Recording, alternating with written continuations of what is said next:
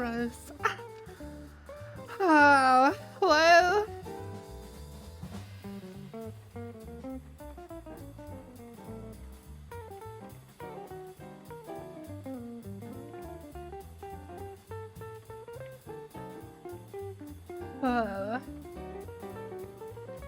Okay, I have one right about, like Modmite. So, it only has one button on it. I used to mute it, to power it off, and to set it into pairing mode. So if you just like push it once, just like quick, it will just like mute and then mute the microphone. Okay, simple enough. To power it off, you have to like hold it for like 5 seconds. But if you hold it for like 7 seconds, then it puts it into pairing mode. And if you like turn it off while it's in pairing mode and then you turn it back on, it will just be unpaired. So if I go turn it off and I hold it for too long, then it like will just unpair. And then the next time I go to use it, I have to like repair it. And to repair it, you just have to like push and hold the button on the microphone and then on the USB dongle at the same time until they start like flashing together. And it's just annoying.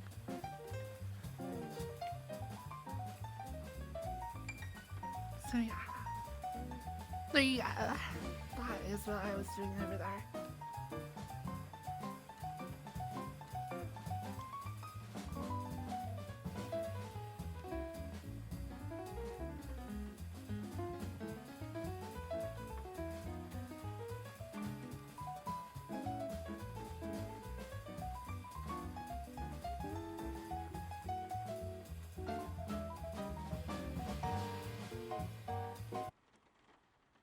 Do a beat for me right now. I'm just waking up. Oh my gosh. I'm like tired.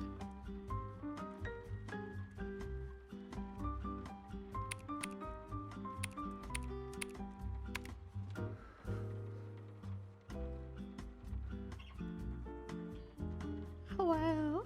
Hello.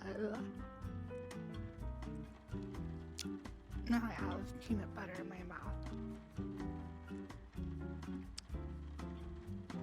Like chunky peanut butter. I like little bits of peanuts in my teeth. I feel like I need to go brush my mouth or like brush my teeth.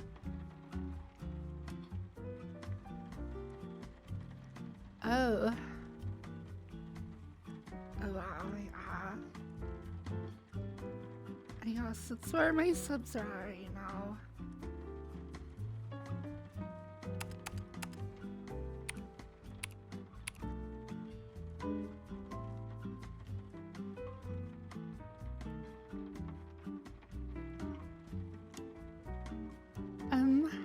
It's whatever, I guess.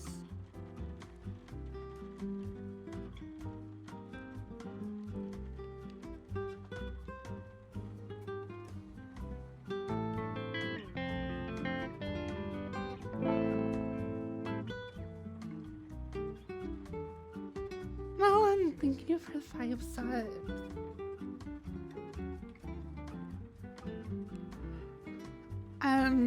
I don't know how thick peanut butter is in like Europe and stuff. Here in America, it's not like that like crazy thick, I guess. I don't know. Like it is pretty thick.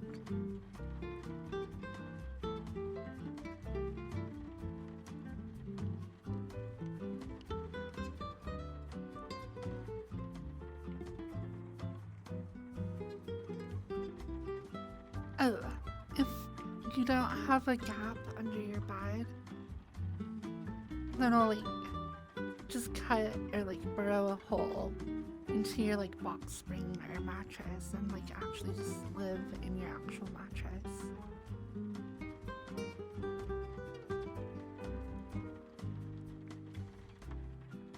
You know how like sometimes like dogs will, or cats, well usually dogs I think because they more like have an instinct today. They'll like they dig into your couch or whatever and they'll like rip it all up and there'll just be like a pile of like stuffing next to it. That's what I do to your mattress if you don't have space for me under your bed.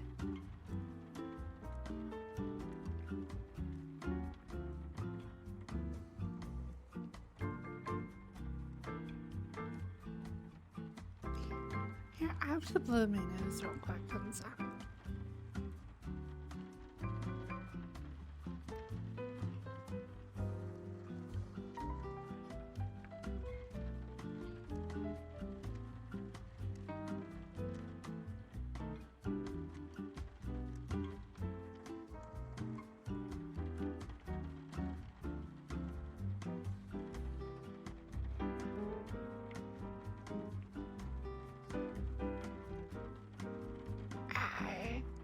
Well,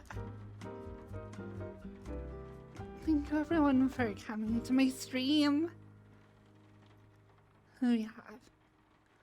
Breakfasticus, good afternoon. Melon calling just gave me a giant 5-side bomb.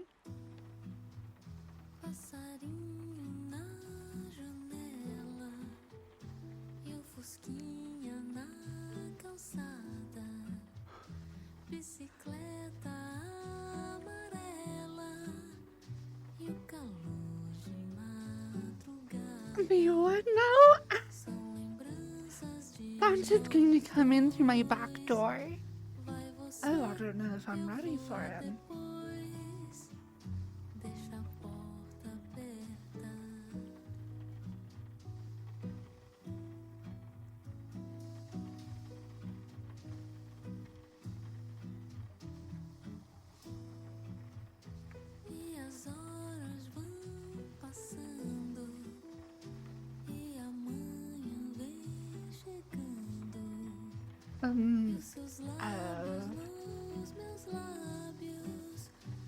I don't think so.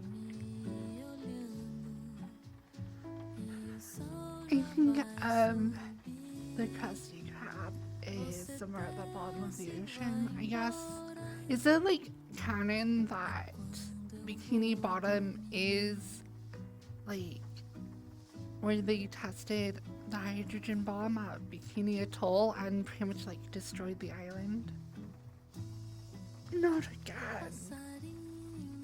Well, I guess you'll just have to, like, stay here. I'll see if I can get you something to eat later.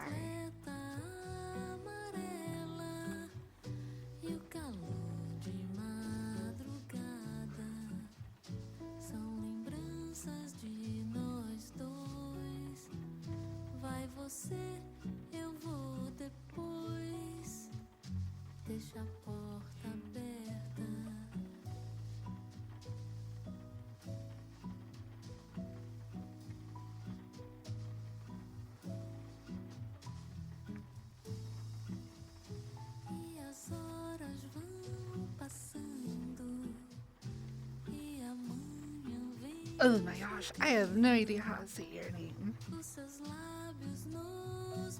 Petite Senor? Petite Senor.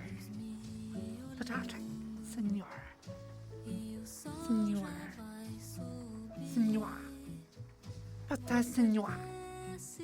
French, man. Potato Senor. Senor.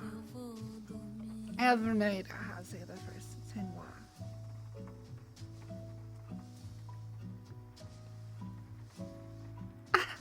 I don't know.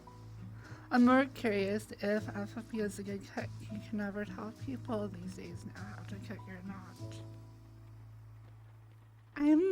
I'm okay at cooking, I guess.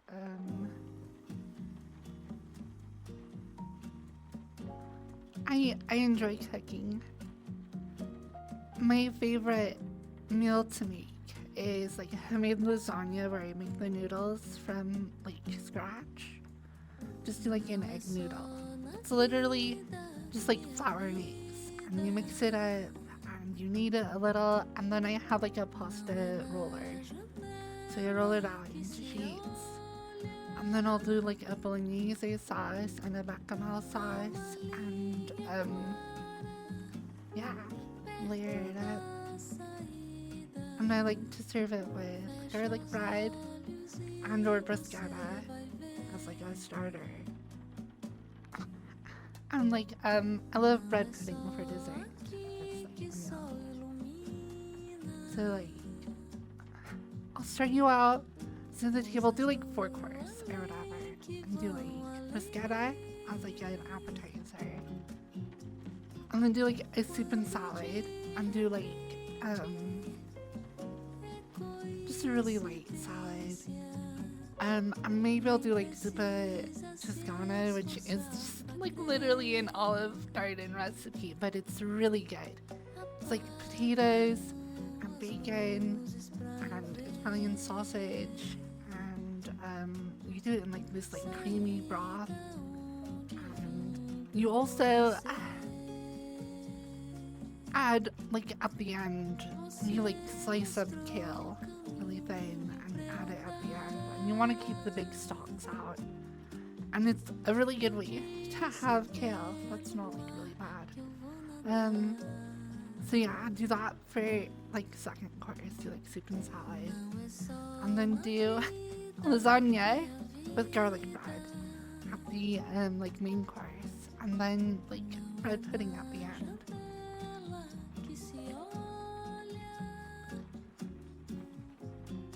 That's if I like want to entertain people or whatever, that's usually the meal I go for to make.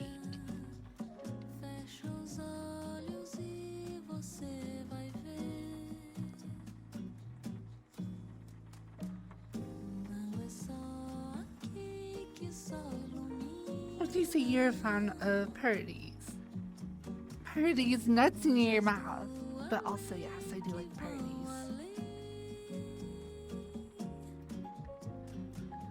Hello, fun room. Hello, hello.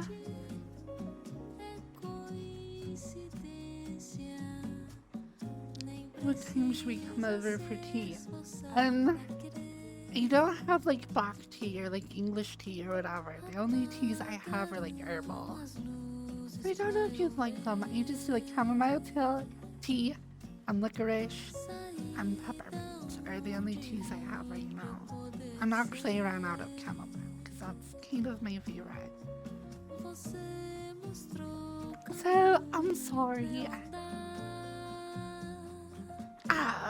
Herbal, never mind. I don't drink caffeinated stuff. So I don't have black tea or coffee or Coke or Red Bull or whatever. No sweet tea either, no.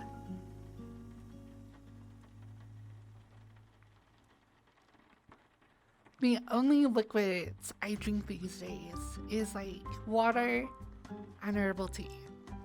That's it. Super boring, but keeps the calories away.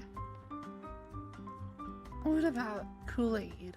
I guess I would drink some, but I don't really have any. I have some orange juice, I guess, that I could make. These have like frozen concentrate. So you do orange juice.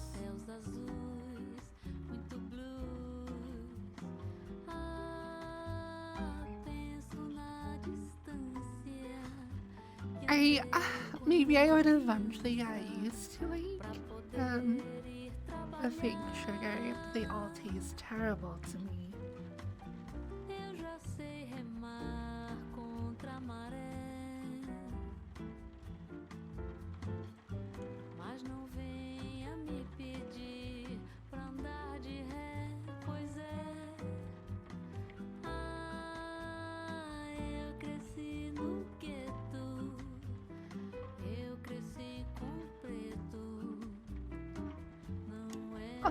Oh my gosh, excuse me.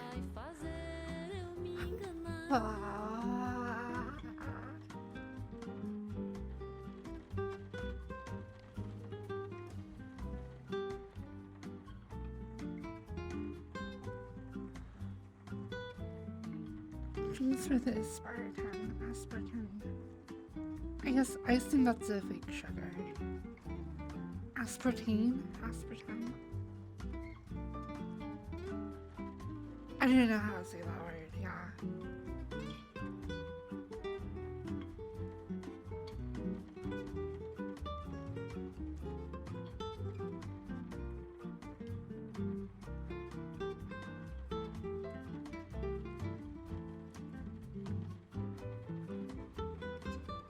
After it's updated something on my avatar. You missed my Christmas outfit. It's so adorable. I love it. But it's nowhere near Christmas.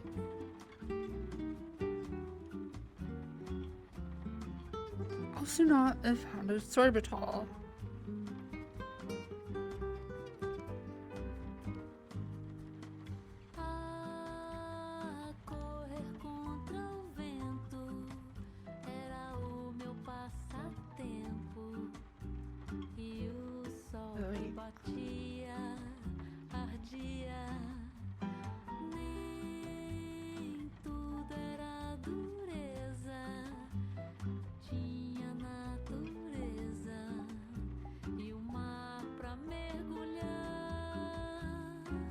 Oh, I screwed it up. Wrong upload. I've been secretly working on my avatar as I've been talking.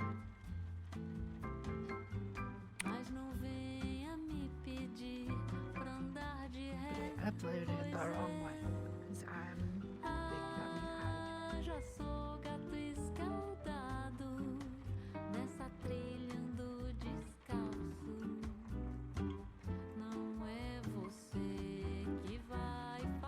I kind of agree with you, Ishwala. It's like I either avoid them altogether, or if I do want to indulge in like a delicious beverage, I just go for it, you know? I don't drink soda very often though, like probably once a month if even. It's just not part of my regular diet. I don't eat out, and I don't like, I just work from home. So it's not like there's a vending machine nearby. It's not like I drive and stop in at the gas station on my way to work to get pop or whatever. So I kind of just don't drink it.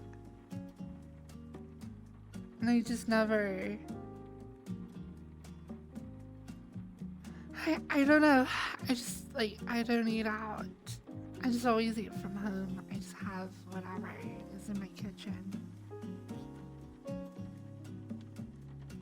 And like I've said before, I try and only keep things that take preparation in my kitchen.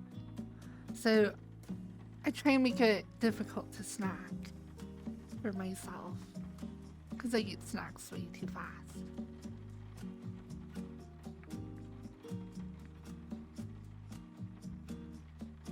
You like milk?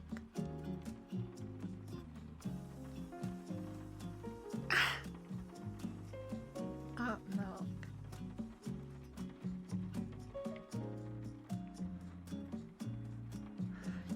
Spicy food is a good way to go as well, yeah, I agree. I don't know. And it fills you up a lot, because when I drink spicy food, whether it's actually not good for getting, like, diluting the spice, I always drink a ton of water. I have to like pee for like 5 days straight afterwards. It's bad, but it fills you up because you like take one like bite of really hot curry and then like a gallon of water and you're full.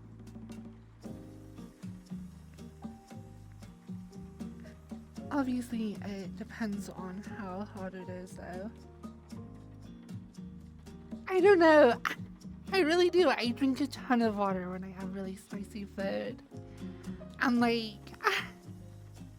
I feel like, yeah, I pee a lot for the rest of the day if I do that.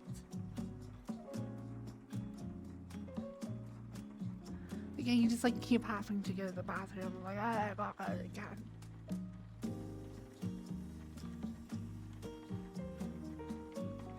Okay, let's see if that worked.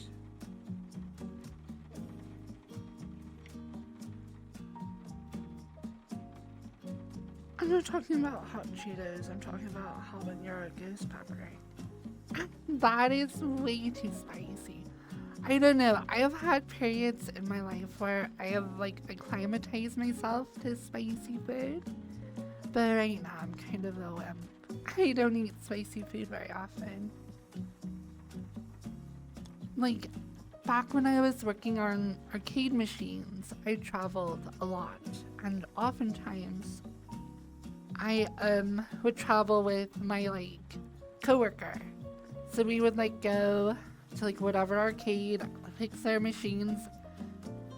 Most arcades have a technician that works there, but when there's stuff that they can't fix, they call us. So we would go and fix stuff throughout Idaho and like Colorado and Wyoming and Utah and down to like southern Utah, whatever. But whenever we did that, like all of our food was on the company. Like we didn't have to pay for our own food or hotels. That was all covered. And we had a tradition of getting like just going to like we would try and find like hole in the wall local like wings like yeah, just like chicken wings or whatever at restaurants. And I would always get like the hottest that they had. And I was like on a quest to find the hottest hot wings in the West. And like at that time I could eat anything, like as hot as you could make it. And I was like, I don't know. And it's great though, because when you eat food that spicy, there's like something weird that happens with your mouth. Like after the pain comes and goes, everything actually tastes really, really sweet. I forgot what it's called, but it's like definitely a thing.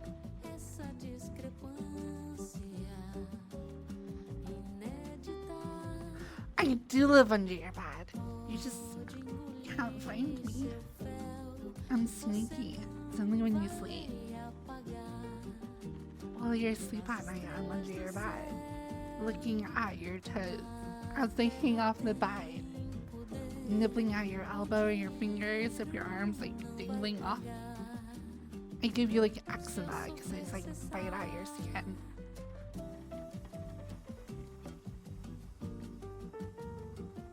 Oh, and I also get Jufus spiders, and I stick them in your mouth while you sleep.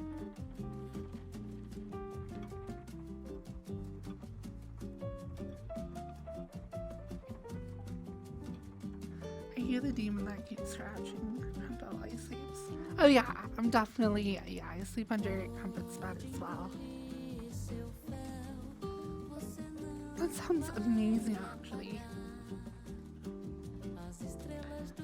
That is a good question. What's the spice level dividing between like flavor and just like straight up burning?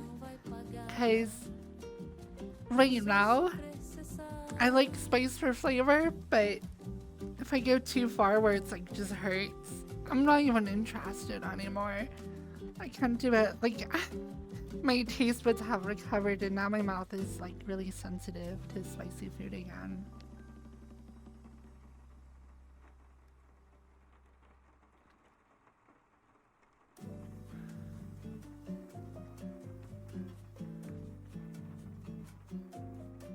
Oh yeah, 300 million Scoville would be like insanely hot, right?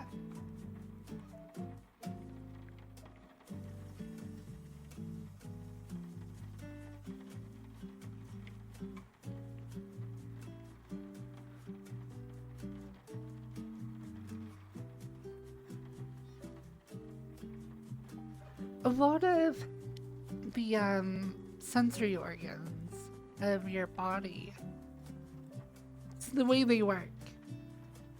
It like works on like a logarithmic scale. I don't know, it's weird. Like volume, that's like why when we talk about like audio volume, we use the term like decibels and we like look at on a logarithmic scale. It's true about like the sensitivity of your eyes, and I could totally imagine that being true for like your taste buds and your nose and stuff as well. But I'm not sure.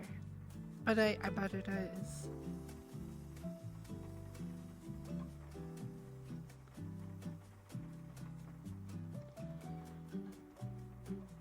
See, habanero peppers for me today are too hot. They go too far. That's just, like, that's into territory where it just hurts. And it's not like a good flavor. Jalapenos are like very mild. They're like a good jalapenos are a pretty good balance for me, where they're like a good kick but not overwhelming.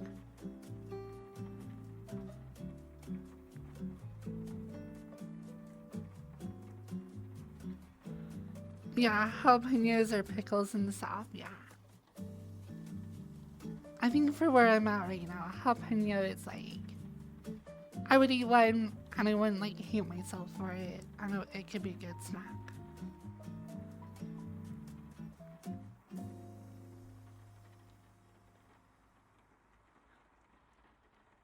People bragging about eating a spicy demon reaper scorpion face fucker pepper.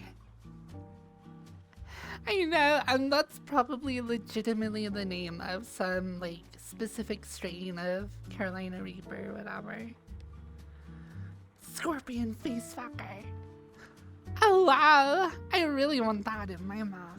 I mean, you had me at like, fucking my face.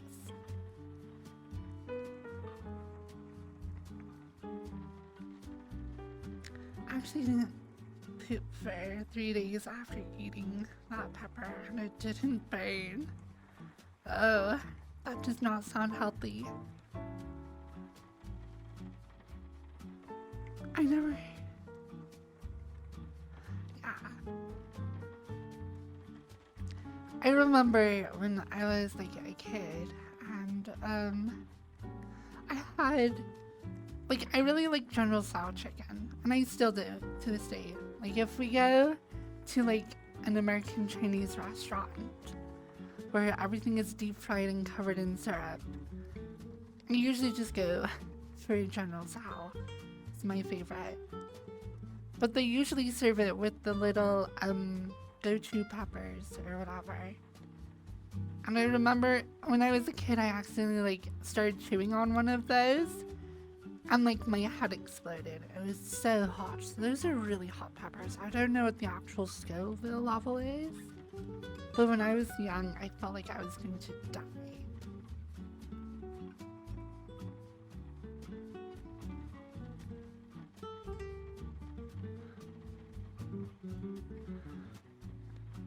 I also like egg foo young. I don't know. I like my favorite Asian food dish is probably a lot of Korean dishes. Definitely just bulgogi or the short ribs, whatever those are called. I can't think of the name all of a sudden. They're called kalbi. Kalbi is so good. And then I love pad thai actually. Like one of my favorites these days. If I ever do go out to eat, I like to go get pad thai.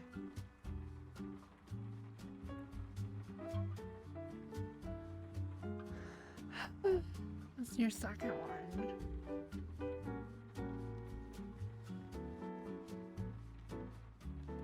I love me likes a lot of sour cream.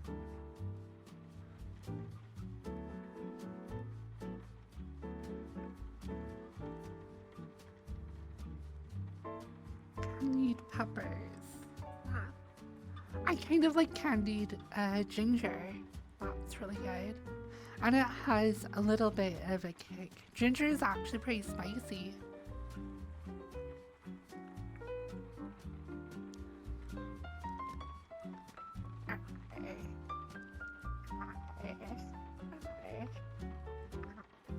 I don't know how to roar anymore.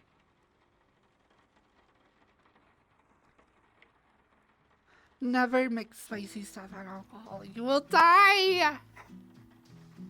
Oh no! sriracha and vodka is good. Isn't that like a Bloody Mary? Didn't you add like a lot of, I think it's just like black pepper or like sometimes hot sauce or something to like a Bloody Mary? I don't know, I've never had alcohol.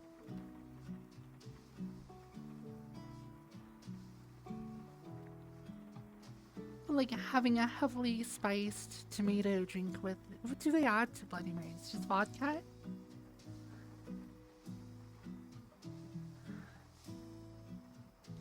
Hot sauce in a shot glass with vodka, that sounds terrible.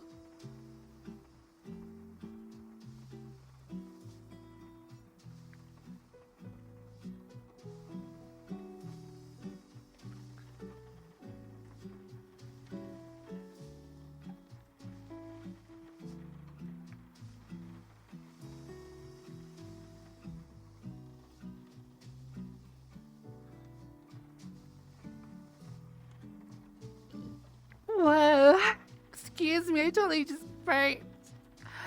I'm a little burper. Gross.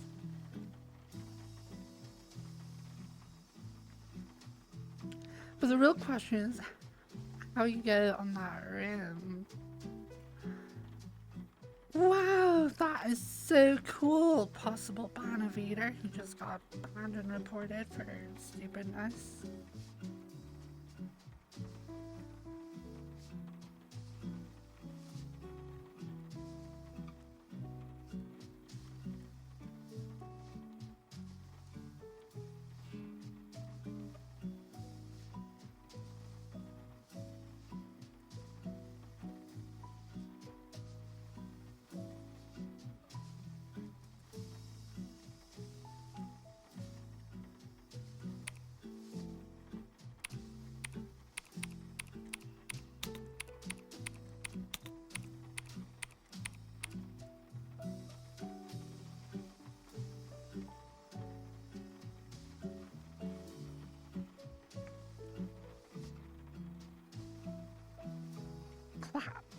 Typing ASMR. Oh yeah.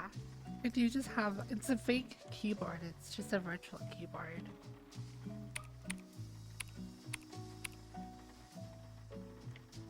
My real keyboard is actually, sounds much nicer.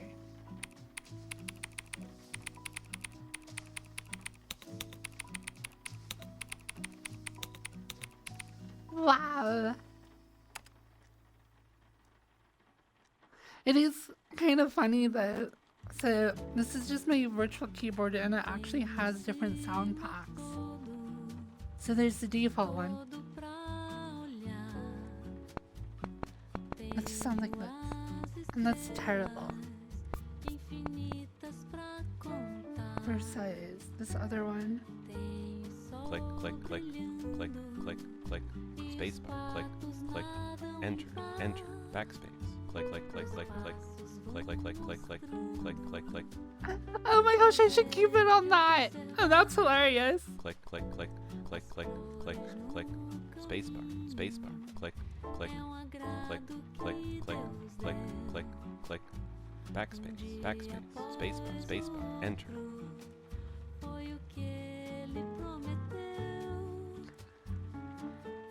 Oh my gosh. Click.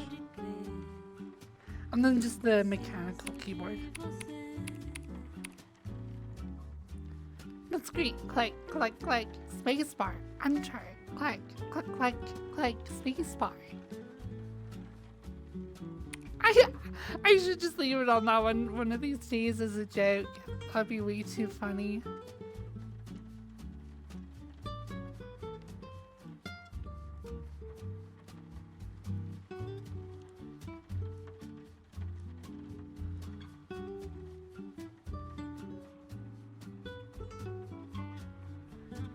Click these nuts.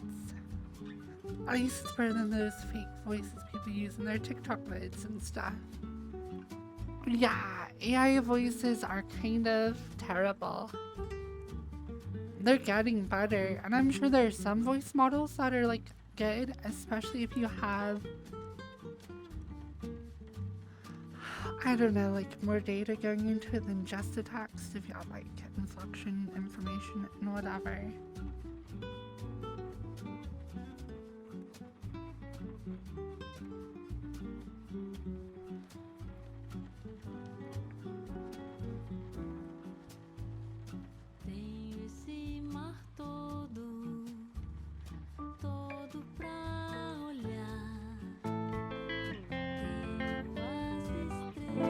Wallet. I thought you said you can't support me anymore.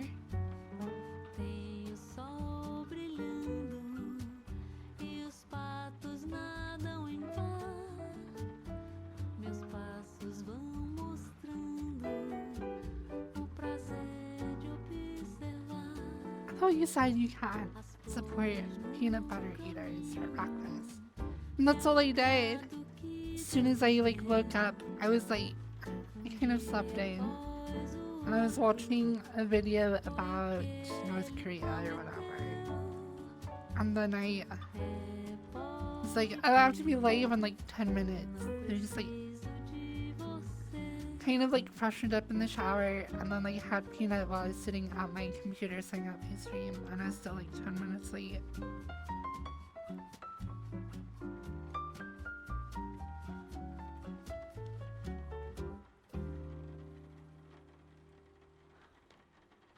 Okay, peanut butter is like pretty calorie dense.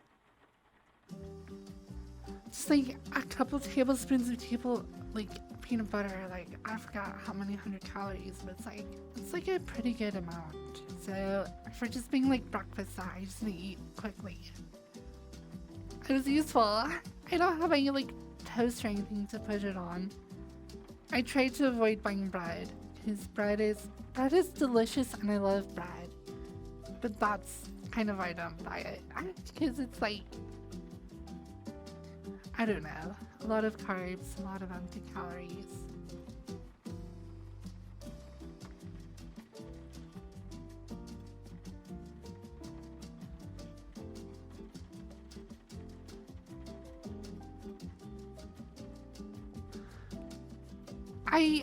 These days I eat a lot more rice than bread. And it's again just that philosophy of like having to make food difficult to get to. Because if it's like bread, I can just like put some jam on bread in like a second and eat it.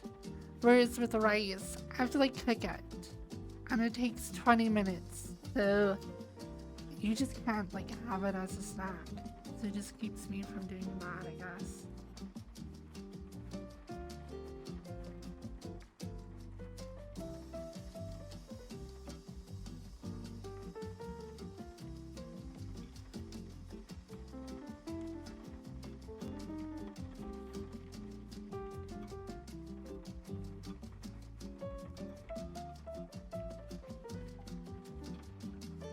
No, I don't have a rice cooker.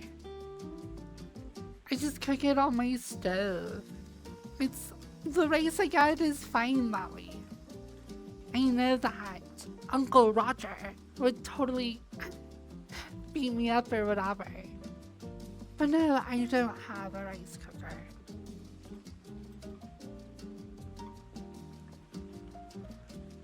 Honestly, I don't rinse off my rice at all. I just, I don't rinse it before or after.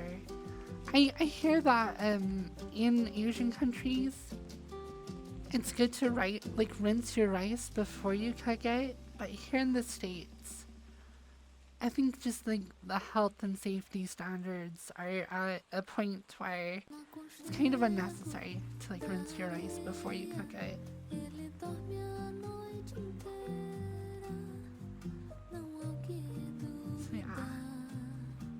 I don't rinse my rice. I just put it in a pot with some water and like all I do, it's very simple.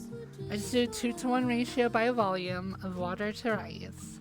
And I put the water in first and I get it boiling and then I add in the rice and it only takes like 2 seconds for it to boil again and I just turn the knob all the way down on my stove so it's just barely on and just let it sit for 20 minutes. minutes, and then it's done at the end.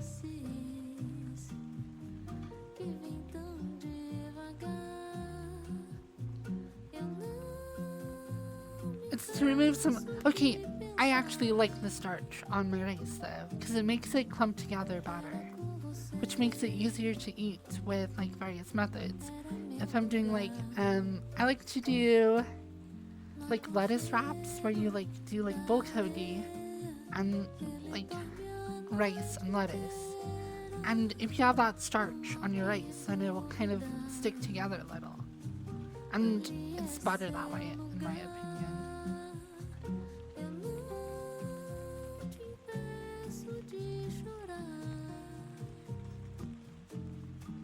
Sticky rice it makes it easier, and that's how like if you live in Korea, and this is according to my dad, all the rice you eat is stickier than Americans tend to make it, especially since they eat with chopsticks, primarily.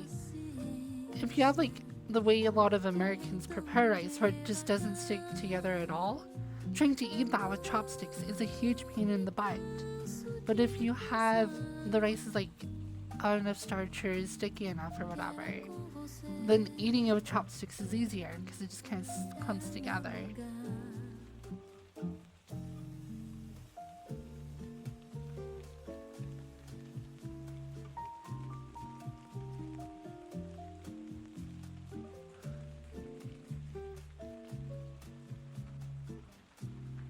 So whatever. Am I an amazing chef? No. But whatever.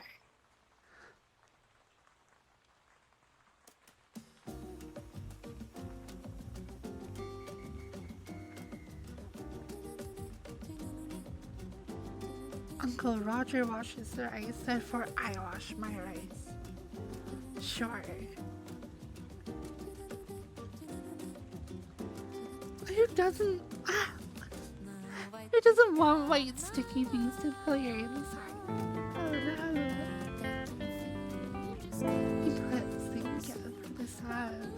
He forgets something. JV. And then use chopsticks to hold the fork and spoon. Okay.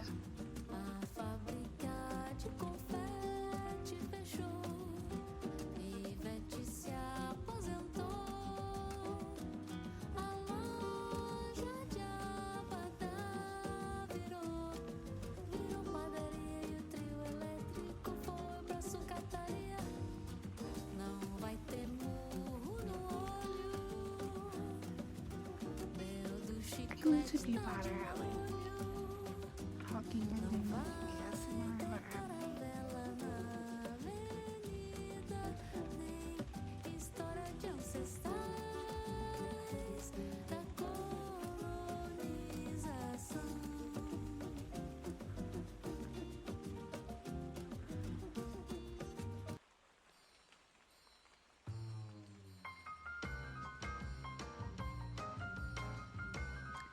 Oh, that reminds me.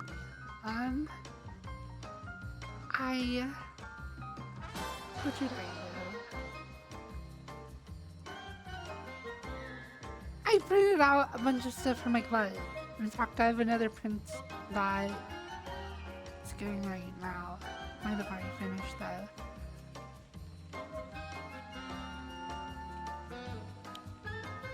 So all the 3D printing is mostly done on my gloves. So I have to do assembly. I also, oh my gosh, I didn't buy enough ball bearings. Or well, I didn't put enough of them on my throne, I guess. I didn't actually buy them. I only got 10 and I need 20. So I need to buy another 10 bearings. Not ball bearings, just bearings. Normal bearings, whatever.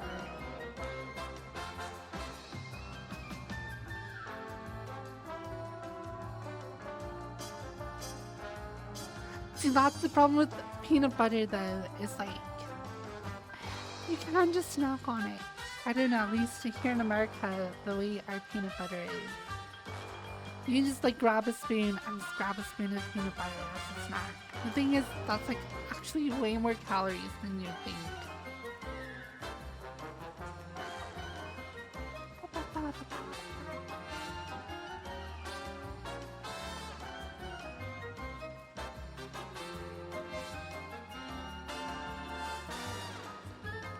Oh, I have her in my hands.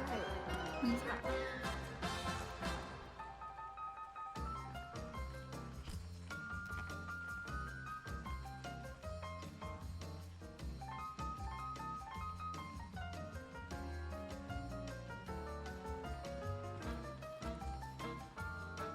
Oh.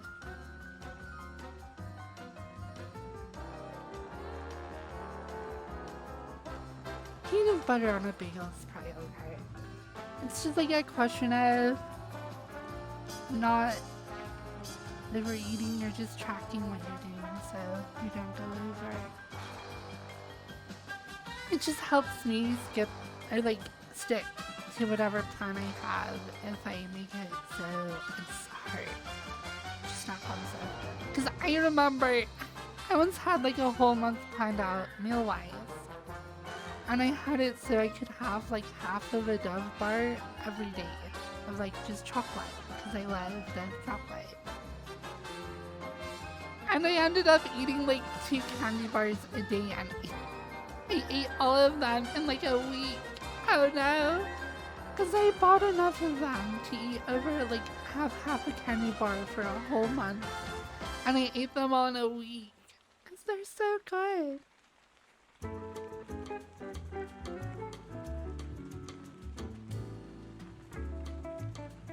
Oh, a stadium.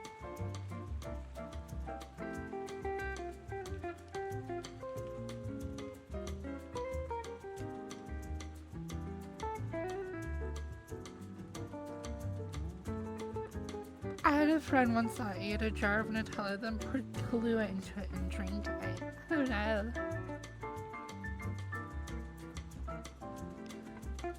I don't plan meals. My family hates me because my metabolism is stupid high. I eat super unhealthy and gain absolutely 0 weight. So, yeah, if you're very active and you're like doing a lot of stuff and you have a high metabolism, yeah, you can get away with being very like indiscriminate with what you eat. If you're like burning like 5,000 calories a day because you're just like super active, then like, yeah. You just sit down and eat like a whole day's worth of food for somebody else in like a single sitting. And they're like, oh my gosh.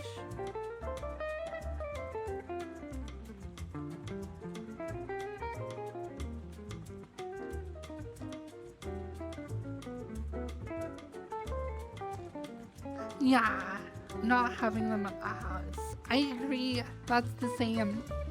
If I have candy in my apartment, there's like no moderating it. It just doesn't matter.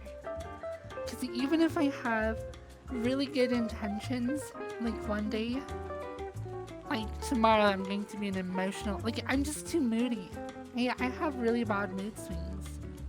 Especially since I've been on HRT, like I'm actually way moodier than I used to be. I'm managing it okay, it's not like insane, I'm not totally crazy. But my ability to maintain self-control to not eat chocolate is gone.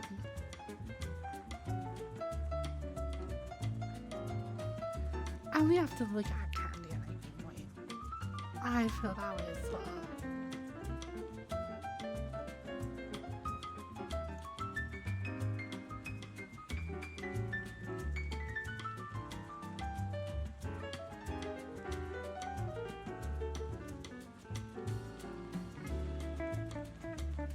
You have the ability to control yourself around chocolate at any point. Oh, shut up!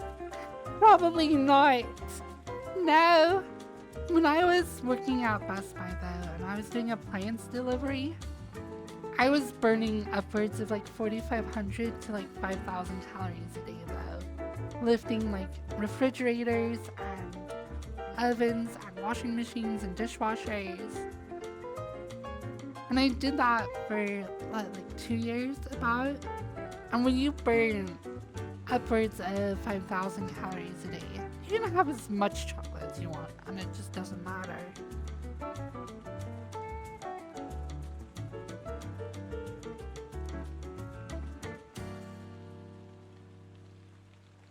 Oh no, stop. VRChat. You definitely end up in compromising situations a lot.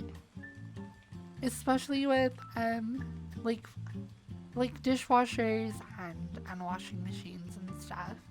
Because they all have connections in the back for your water and drains and stuff. And so sometimes you do have to like reach back and bend over and be all in whatever situation.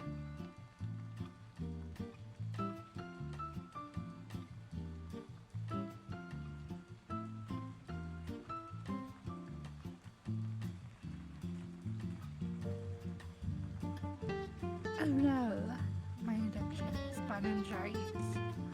You'll have a pint almost every night.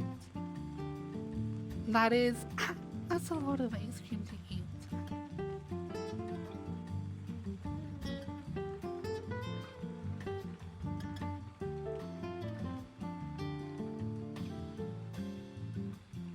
You clean for the petroleum company at Hertz. I'm happy to have I've had a lot of different jobs, I guess, over the last 10 years or whatever. Just a lot of weird jobs. And usually for like 1 or 2 years, and then I like just got sick of it and I'll find something else.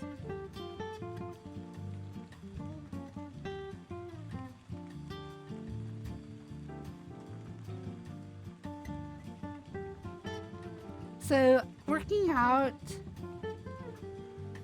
that's the thing. Okay, so like, to get to the point where you are burning 5,000 calories a day, an hour workout every day will not get you there. That is like consistent. Like, I feel like the only way you can get to the point where you're burning 5,000 calories a day is if it's part of your job. So if you're like 8 hours a day doing heavy lifting, that will get you up to 5,000 calories. But even just like 3 hours of gym, like light gym workouts won't get you that high. It takes like sustained throughout the day labor to get there. Like if you dug ditches 8 hours a day, you would be burning insane amounts of calories. But if you're just going to the gym even like 4 days a week, just over half the days of the week for like 2 hours, that won't get you that high. You have to have like sustained, it's not about like how hard you're slamming your muscles, it's just that endurance burn over hours and hours and hours of labor.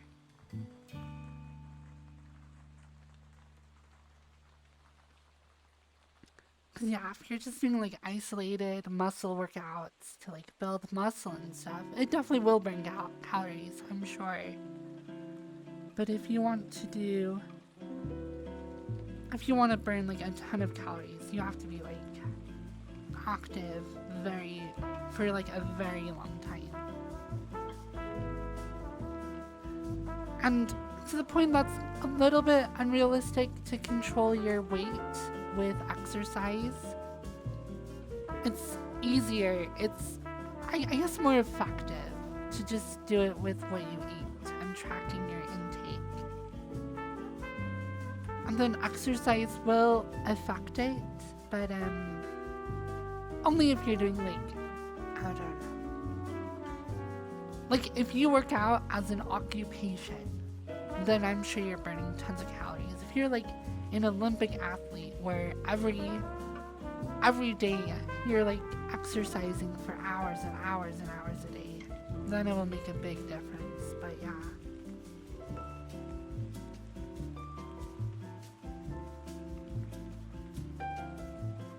yeah, diet will control your weight.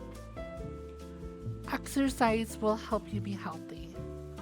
It will help your muscles, help your cardio, help your lungs and your heart, your whole circulation. I feel like exercise, like, does it affect your calorie burn? Yes, it does, but not really. It's not a way to control your weight. Exercise is a way to feel good about yourself and be healthy physically and active. But, yeah.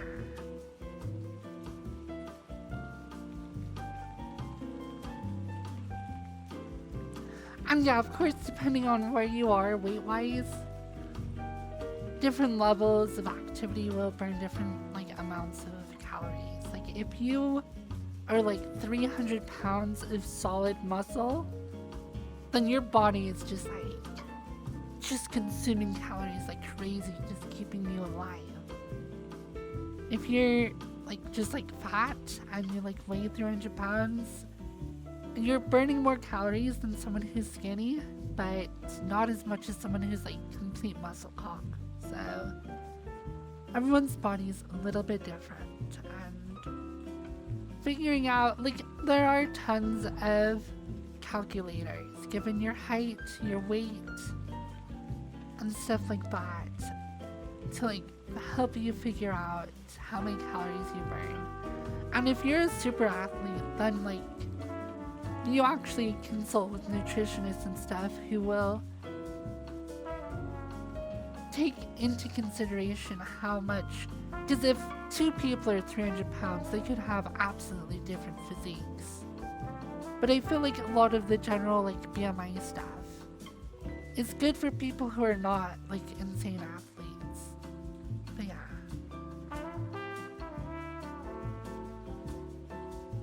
I'm sure there are bodybuilders who have diets that are in excess of, like, 8,000 to 10,000 calories. But those are, like, people who are, like, they are professional, like, that is their job, is working out. So they are, like, pushing themselves like crazy every day for hours, 6+ hours every day. It's completely unrealistic for you to, like, think you'll do that as an exercise routine.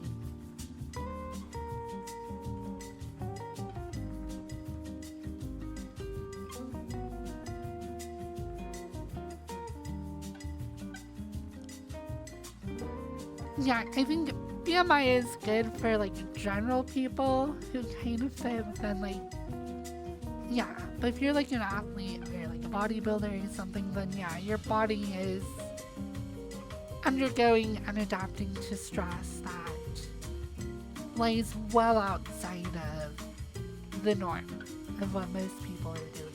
So yeah.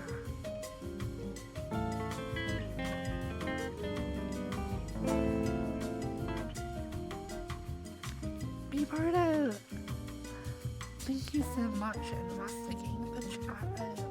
Hello.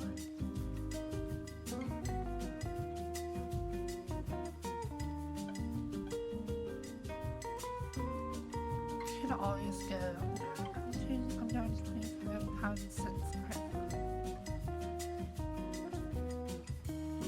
So, when I think of diets, in my opinion, anything that you would do over, like, a 3-month time period and that's it, you're just completely thinking about diets incorrectly. IMO. The base take, I guess. For me, a diet is not, it's not like, I like, so many, like, magazines and whatever are like, oh, go on this 30-day diet and you'll lose 10 pounds. And, like, that's just the stupidest way to think about diet. Diet is not something that you do periodically. Diet is just, it's your diet. It's what you eat, always and forever.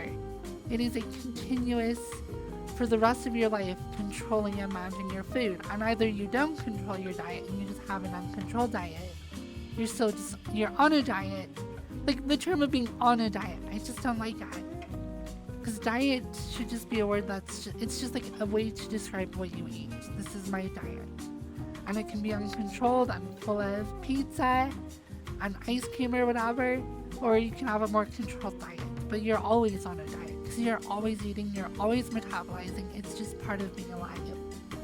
So controlling your diet and then like trying to use it to maintain your health.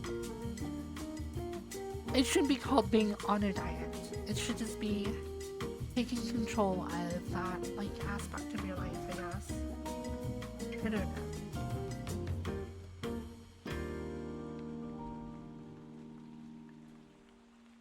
The secret to my metabolism is ADHD meds.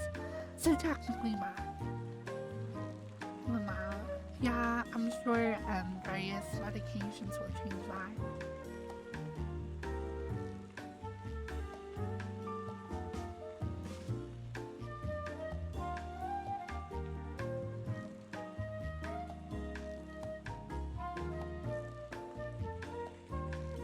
Yeah.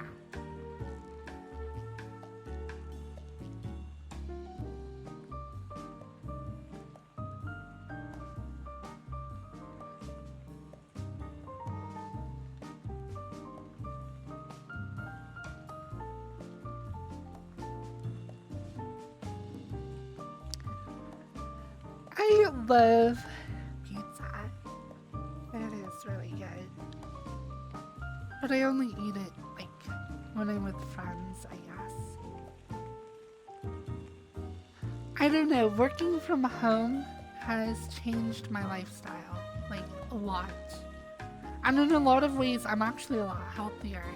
Because when I work a more conventional job, I kind of just have more money, and I'm just out away from my house, and like I'll just like I used to just eat lunch every day out at whatever restaurant was nearby my work. Like that's just how I ate. It was like, oh, I'm at work, I'm in Salt Lake somewhere, and I'm hungry. I never would like pack lunches or anything. But now that I work from home, and I'm already next to my whole kitchen and everything, I like have a lot better control over my diet. Rather than just eating fast food, like every single day I would eat out at some fast food or whatever.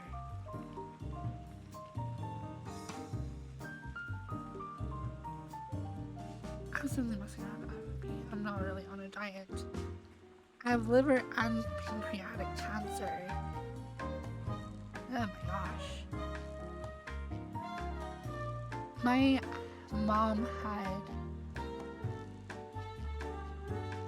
I don't know, she had kidney cancer.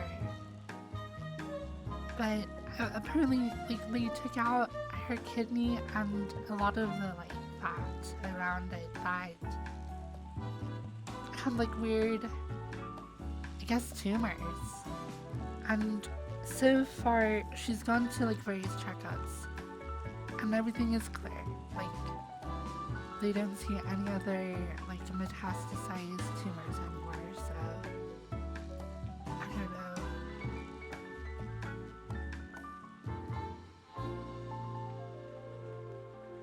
My grandpa also, his pancreas, I don't know exactly what the details are, but like his pancreas essentially does not work at all. So he has to like have not just insulin, but like a bunch of other stuff as well to like help keep up with what his pancreas should have been doing, I guess.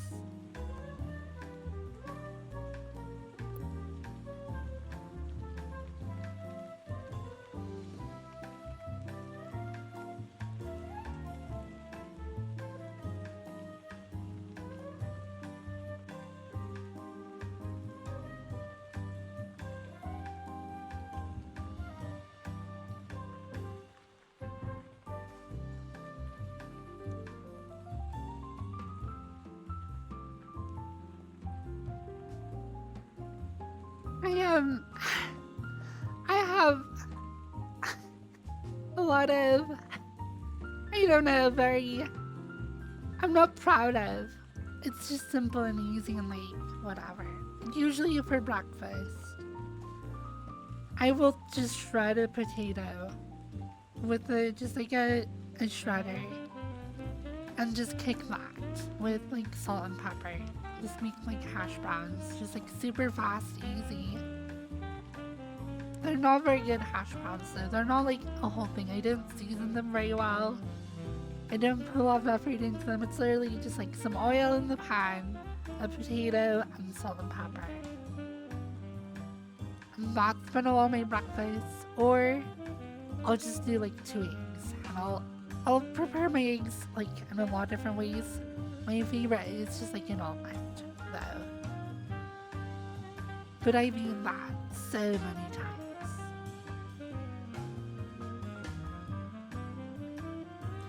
And I'm also super lazy. I just have like chicken and rice, and I will like roast my chicken, and I'll like do different seasonings and stuff. But I don't even do like extra vegetables and stuff.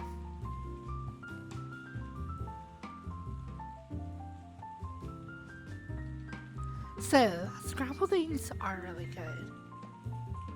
If you do like an omelet, like a French style omelet, it's almost like having scrambled eggs, the way you prepare it, but it's slightly more cohesive, I guess? I don't know.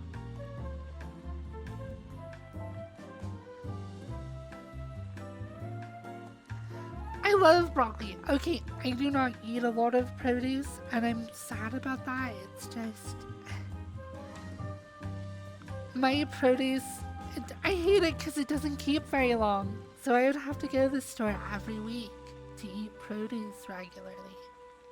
So I usually buy groceries once a month when I get paid, because I only get paid once a month, and like usually by the end of that pay period, I'm really like I'm out of money on the flat road, so I can't like go get more produce and stuff.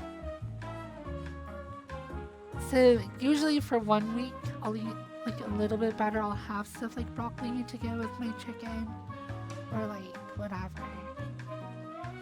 And I'll do more like salads for that part of the month. But usually by the end of the month I'm eating like ramen and shredded potatoes is like all I eat for like 2 weeks.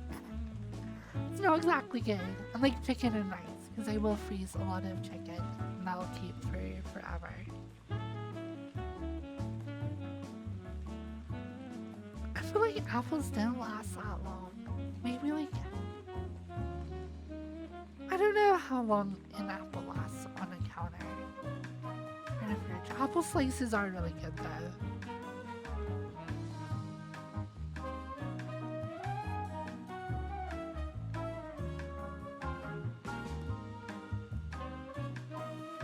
Yeah, like 3 to 5 days is nothing. Nowhere, like a week. Most produce to me, it's like it lasts 1 week. So unless I go to the store every week, I will have produce.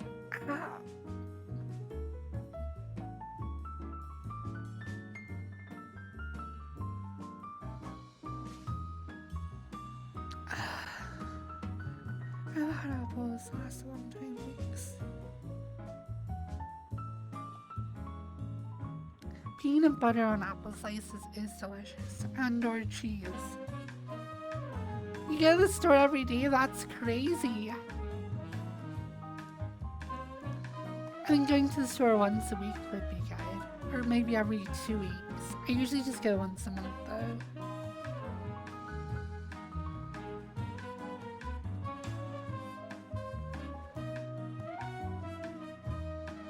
I do like oranges a lot. It's on the other side of your house though. Yeah, that makes it easy. I feel like I should have a much more structured like life. Have weekly and daily assigned chores for myself, put together a chart. Go get groceries every like Saturday when I'm not working. Then I can like maintain produce, but that means I have to like be better at like budgeting my money. And I need to stream more, because right now I have less than 300 subs, which is not a lot of money. I don't know.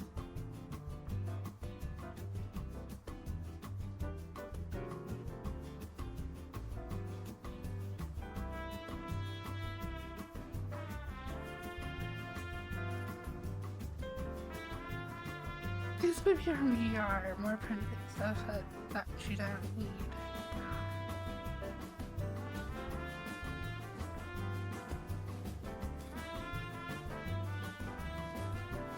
I mean, hello, Kitsy.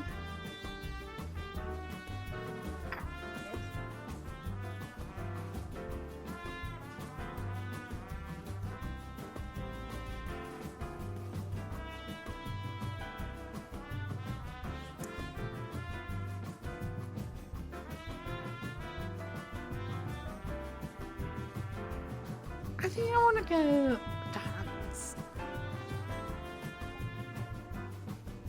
My nose is super running today. I don't know why. It blew my nose again.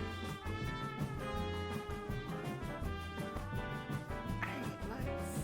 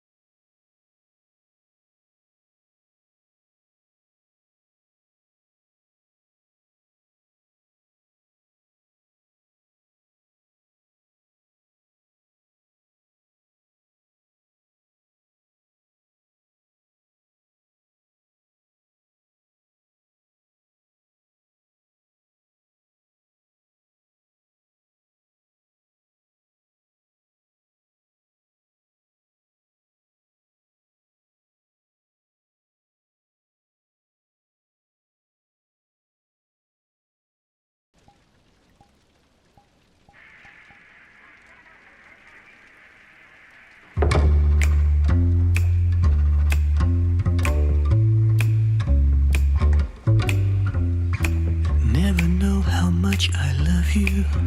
I never know how much.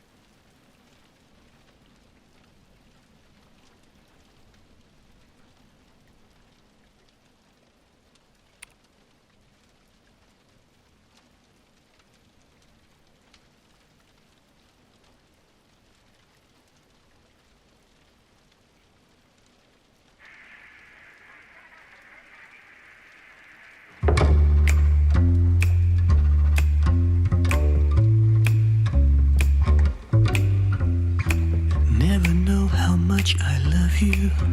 I never know how much I care. When you put your arms around me, I get a fever that's so hard to bear. You give me fever. When you kiss me, fever when you hold me tight. A fever.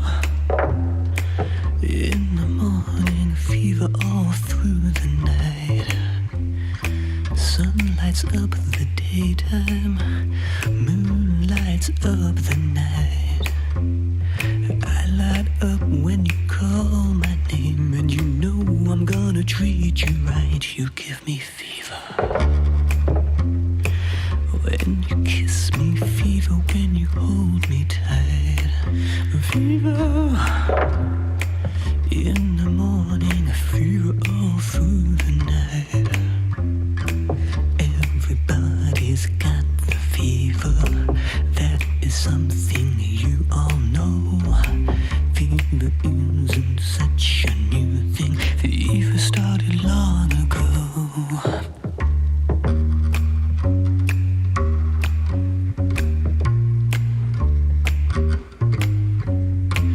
Romeo loved Juliet. Juliet, she felt the same.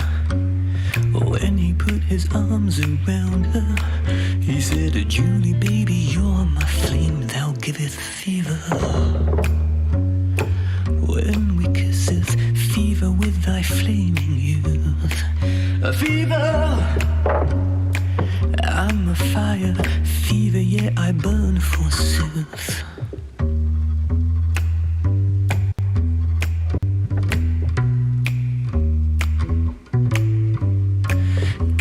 Smith and Pocahontas had a very mad affair. When her daddy tried to kill him, she said, Daddy, oh, don't you dare, he gives me fever. With his kisses, fever when he holds me tight. Fever, I'm his missus, Daddy, won't you treat him right? Now you've listened to my story. Here's the point that I have made. Cats were born to give you fever. Be it Fahrenheit or centigrade, we'll give you fever.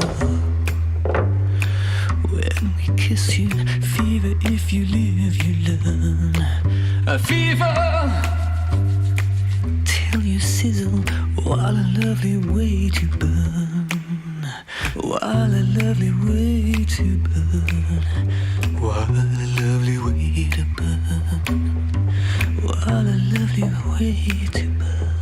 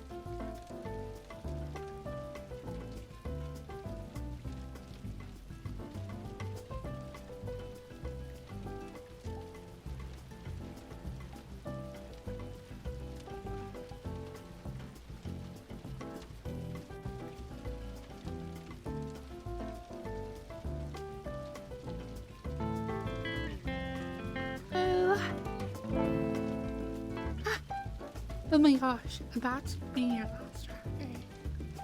I don't even know what that means. Are we on like a super hype train? It says we're like 85% of my last track. You will be a simulated record level hype train. Oh my gosh, thank you so much.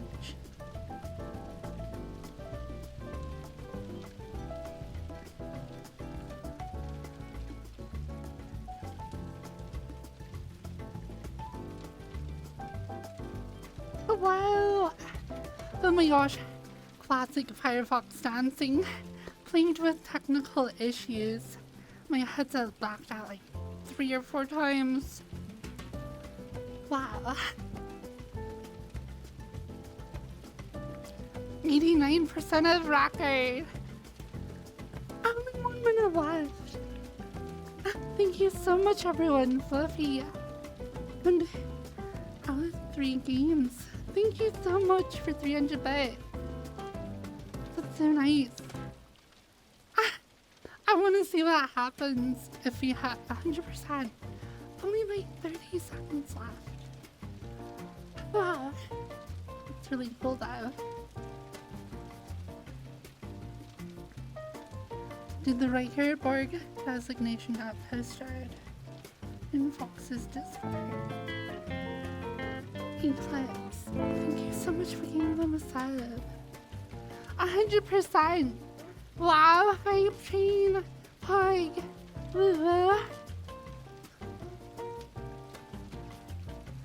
Level 9? Oh my gosh, a level 10 hype train? Holy crap! Thank you guys so much. I have to thank the other subs. Eclipse.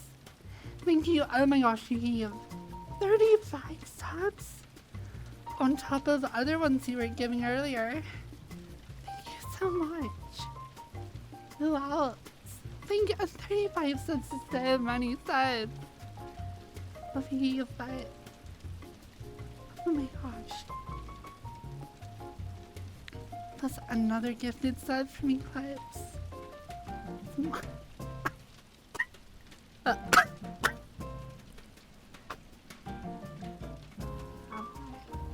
Wow. Thank you all for the support. But also, I've been drinking a lot of water as I've had crashes. Oh, my muscles are like, I haven't danced in so long. My body feels all like worn out just from a few songs. I love that cover though. Oh my gosh, Fever. It's so sexy.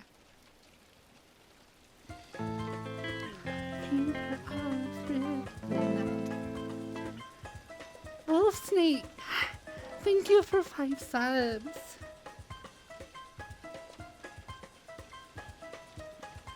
I don't even know what my last record is. I don't know. It's crazy that we're at level 10 though. I don't know. I should probably know. I don't even know what it is. I assumed that when we hit level 10 that would be the record, but I guess not.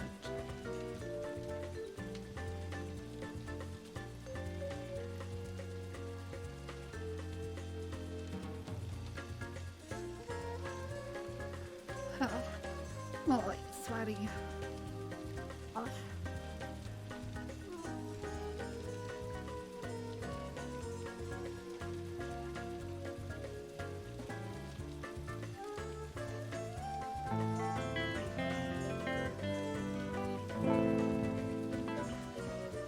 Babasaur, thank you for 10 subs. Oh, it says level 11 at 46%. Oh. So we need to get 1 more level and then like half of another level. So we're actually really close to my biggest hype train ever in all of my streaming history. Bigger than Christmas and birthdays and anniversaries.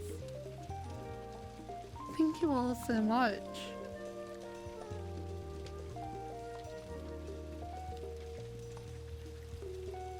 You guys are so nice.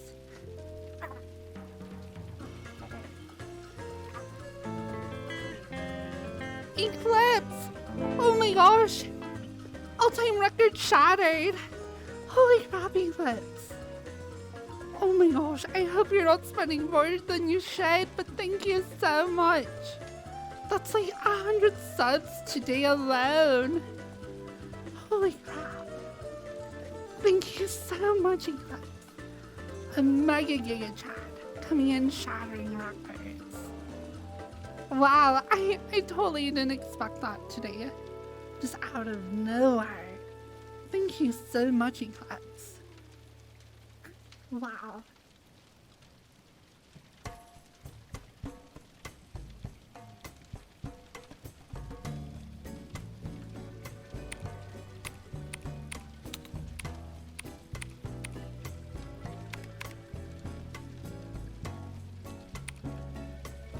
Well, if that doesn't deserve a VIP, I don't know what does.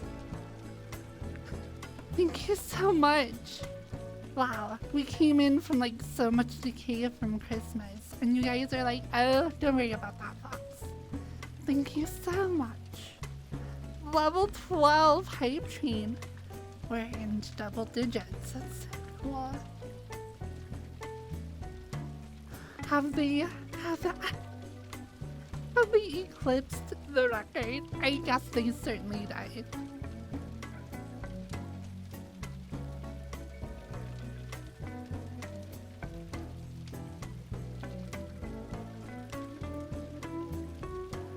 I'm going to grab another sip of water real quick though.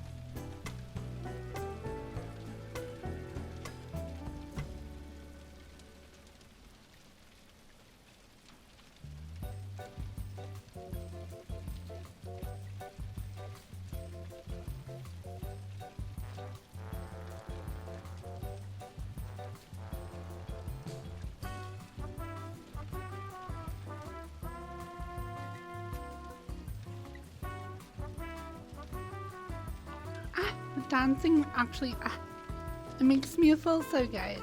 It like clears out like my sinuses in my throat. I always feel, I don't know if it's like a symptom of having a cleft palate or whatever, but I always feel like super mucusy in my nose. And dancing like that, just being active, it just like clears up everything, and I feel like I can actually breathe through my nose, which normally I have a really hard time doing.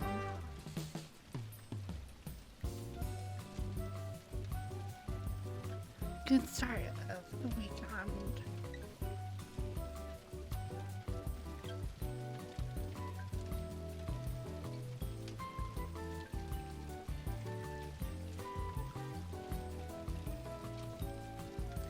Congested people unite!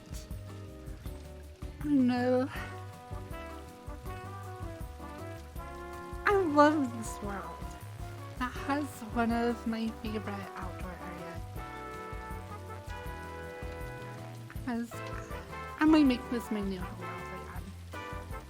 I had it as my home world for a while.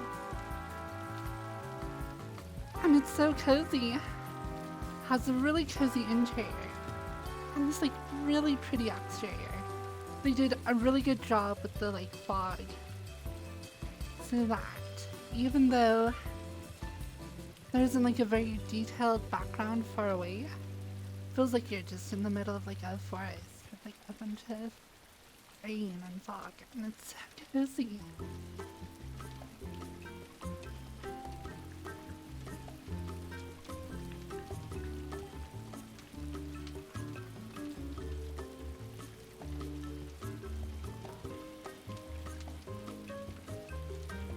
Thank you so much for getting to a level What was that? 11 or 12? Did it get all the way to 12? Giant hype train though. Thank you so much.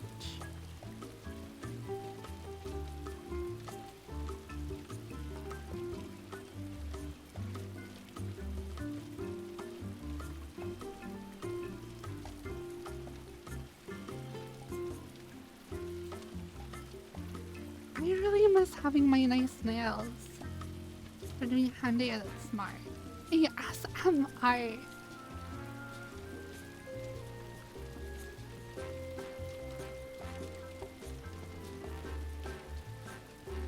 My eye tracking. Well,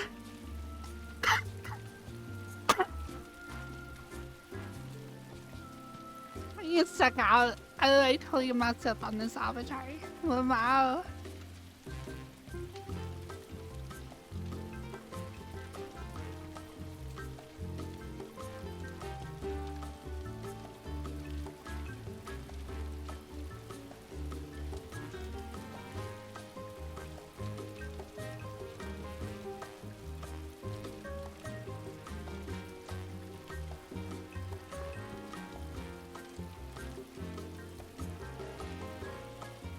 It really sounded like you were talking with your tongue out.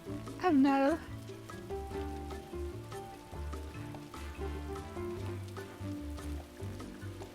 Oh yeah, I think I broke the animation. So if I toggle my tongue, it won't go back in. Oh, I'm so dumb.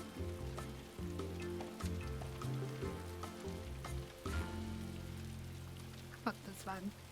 That one is not broken.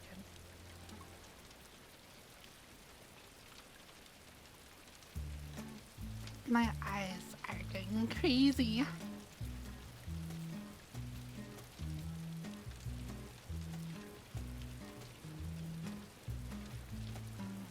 Keep that tongue to yourself.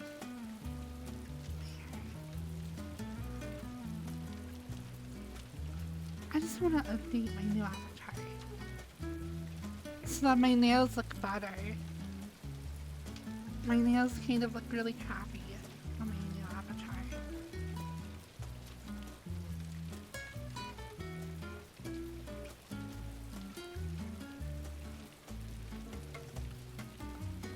I have nystagmus. I don't know what it is.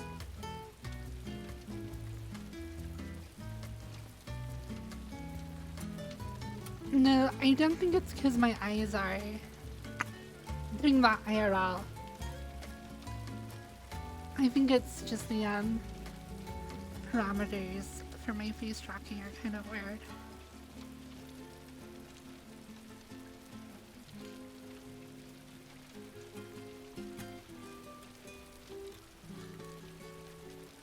Bah.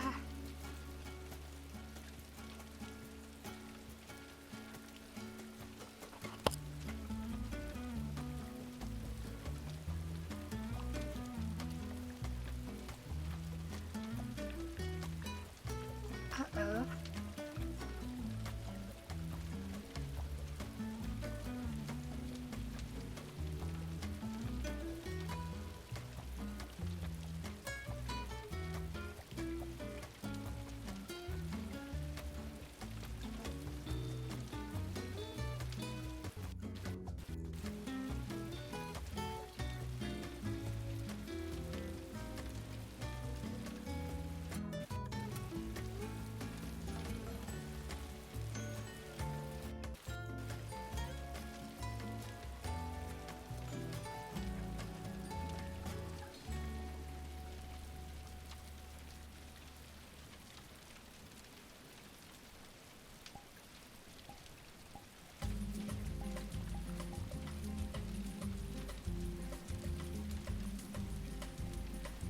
Well, am I muted? No, okay.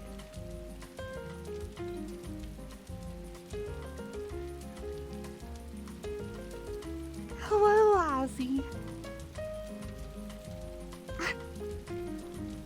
I don't know, Ozzy. I saw that happen to Gap and starting to think, is this Ozzy like a good guy? I don't know. For Gap, who I love, and is one of my best friends. I don't need to think about you anymore, Lassie.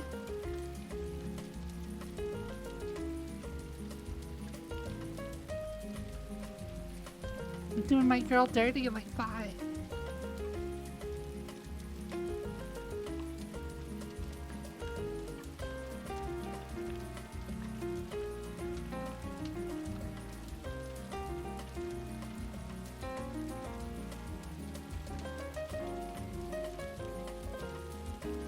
I mean, I like Lassie, but I just didn't think I can trust him.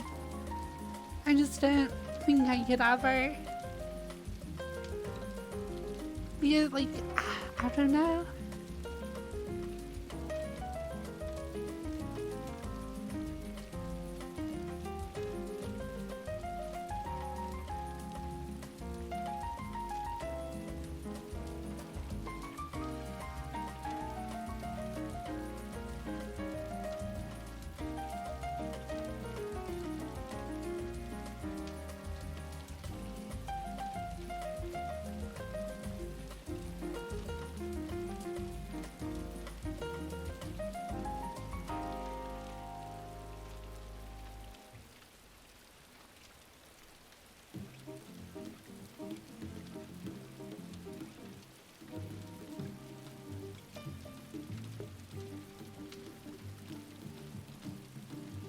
I'm like a mess right now. Hello?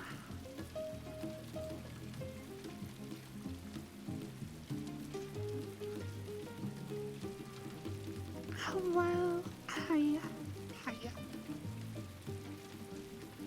My guys don't cook or do dishes.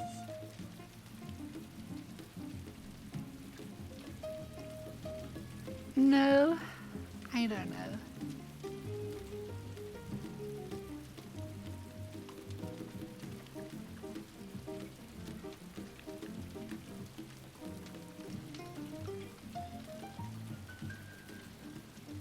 I just want like a guy who I can just have. I don't know, I can just trust. I don't have to have like filters. I don't have to like hide things from. I don't have to be like careful about what I say. I just need somebody who can like directly interface with my brain. And I don't have to just like worry so much all the time. Just that level of trust, you know?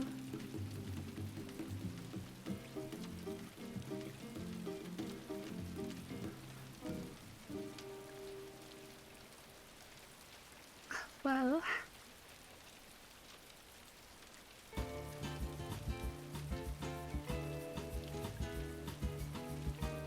like wireless neural implants. Yes, exactly. And then you know how the Navi in Avatar have their little brain tendrils in their hair, so that when they have sex they can feel like each other from like each other's perspective? We'll just do that. You can feel how big your dick is inside of me. Lamau. Wait, what? I know! I mean, what else would be going on there? Is this a movie? Don't you remember Avatar from James Cameron? They just came out with a sequel. And they connect their little brain tendrils into like animals and stuff. And they can like feel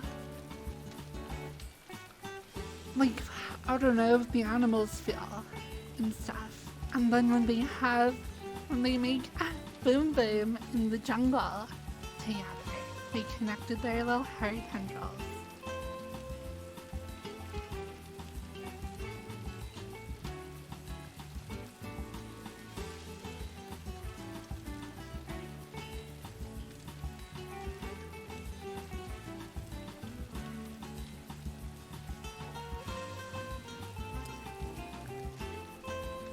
It is actually a really interesting idea though. Like, why would they want to feel the animals? Like, think about it, like, if you had a giant Mac and you wanted to collect sensory data from your Mac, so when you grab something with your Mac, it feels like you're grabbing it with your own hand, right? So if you have like a creature, and as you're running through the forest, you want to like know as sure for like, I don't know, it's just like a way of like directly interfacing with something. It'd be kind of an interesting idea though.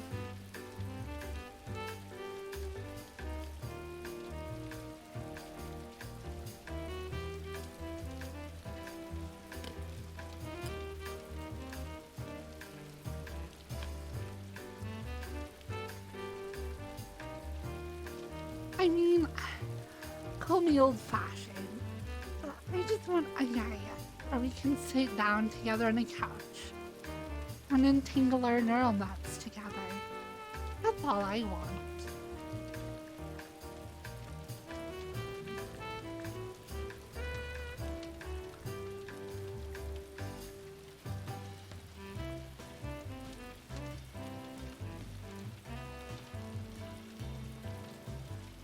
It'd also be great for research because we don't have much idea of the internal thoughts of animals.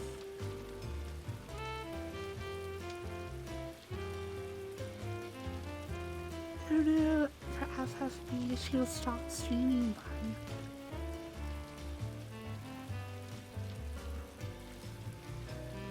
Actually,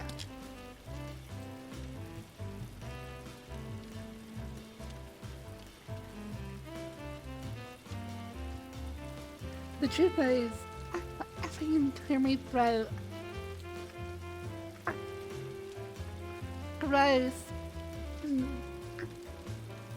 If I had someone special and important in my life who supported me, I feel like I would stream way more consistently.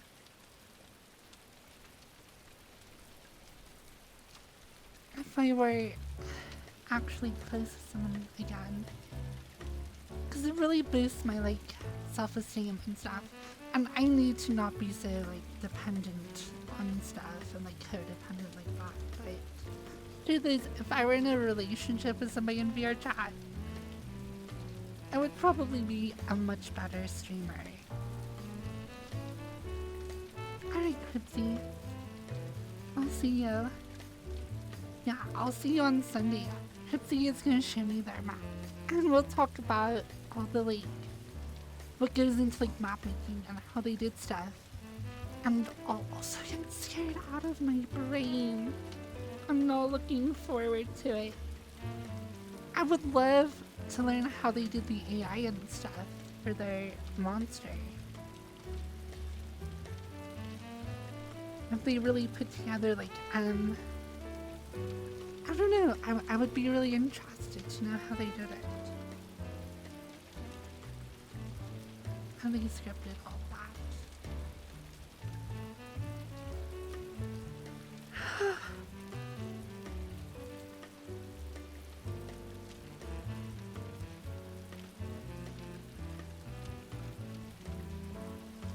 It is, I don't know, that comment on like what animals think. I think that it is such an interesting thing to like ponder. Is honestly, what defines self? What defines the self? Who am I? This like emergent property of consciousness.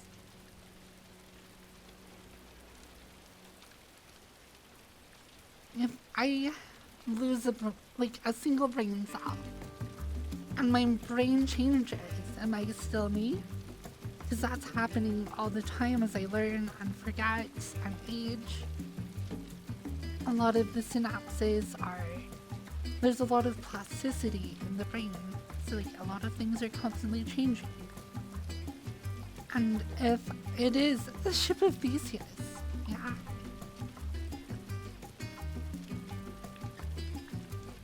So, at what point do I stop being me if I experience catastrophic brain damage and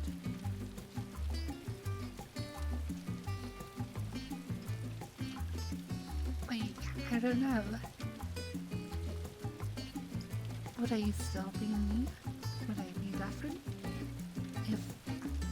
If my neural net were to be simulated in a computer, and the various like responses and the way I behave to like external stimuli, if it was identical to my organic brain, would it still be me? Who knows?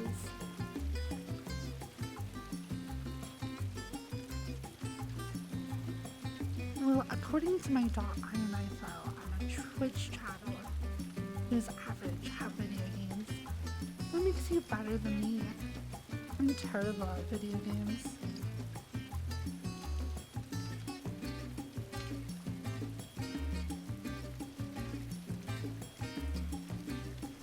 That is like the funny argument about like in sci-fi, where it's like, oh, it's no intelligence, not a person, it's just a machine.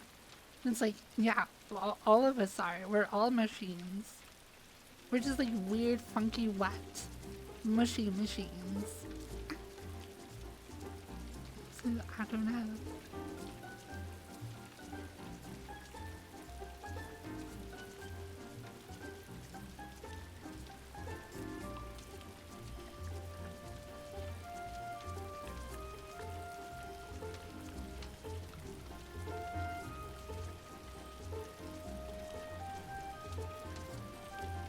If your brainwaves of knowledge are uploaded to the net, is it not just a copy? What if you were to do it slowly over time, though? Like, let's say, we'll start with replacing your retina in your eye with some sort of camera implant that interfaces with your optical nerve. You're still biologically your brain or whatever, but let's say you got some sort of brain-machine interface, and now, like, what if the very way you think when you go to recall information, it actually interfaces with some sort of machine that like goes to a database? What if, bit by bit, parts of you are slowly replaced by artificial components until your entire brain becomes non-biological? Is it still you?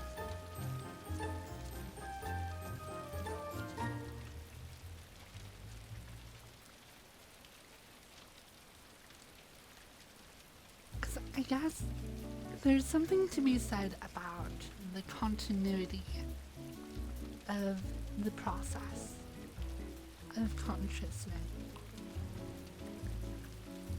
I don't know, but do we die every time we go to sleep and wake up a different person? Wonderful philosophical questions with no real answers.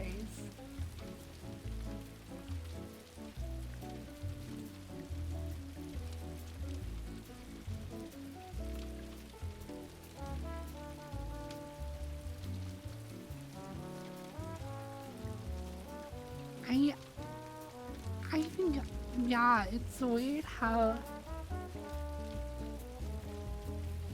because I guess in a very practical sense, in most countries, animals may not have legal rights per se, but they do have protections in the law against things like animal abuse. And it probably does cover some animals more than others. But I don't know, like, we do experiment on mice and do things that are frankly quite cruel. My sister works in genetics as part of her major. And part of her education was doing experiments on mice. And she would have to kill tons of mice. Like, after the end of the experiments, a lot of mice, like, You don't want to just release them. You don't want, like, they'll usually... I think what the practice was is they would put them in some sort of chamber where they would starve them of oxygen, and then they would literally, her job for some time was picking out these mostly dead rats and cutting off their heads with scissors and throwing them away. Like, so the things we do to animals, they do kind of, I don't know. I don't think what my sister did was immoral. I think that kind of experimentation does have its place. But yeah.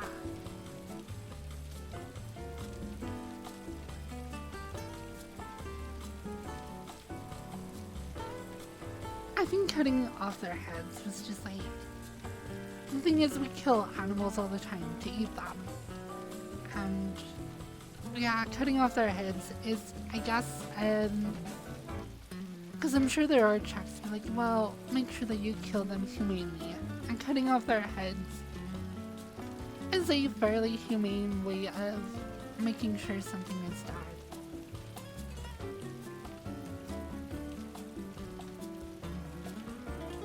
Do you not like the music?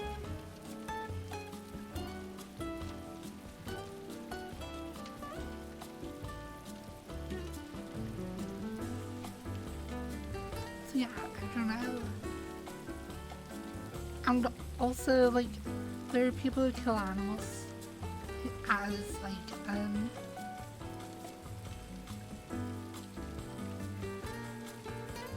like, if you're a veterinarian or a pound or whatever, sometimes you kill animals to put them out of their misery, sometimes because you don't want, like, a lot of, like, stray feral animals. I don't know. Sometimes you just kill animals. I think that for the United States, at least, I think we should outlaw the death penalty. I don't think it really serves as an amazing deterrent. I could be wrong though. But I do think we have enough resources to imprison the few people we would have otherwise killed and just imprison them for life. I don't think it's like an astronomical number. And I just don't think that killing people really solves stuff. I'm generally against the death penalty. I don't know though. I can see arguments for why you would not be against it though.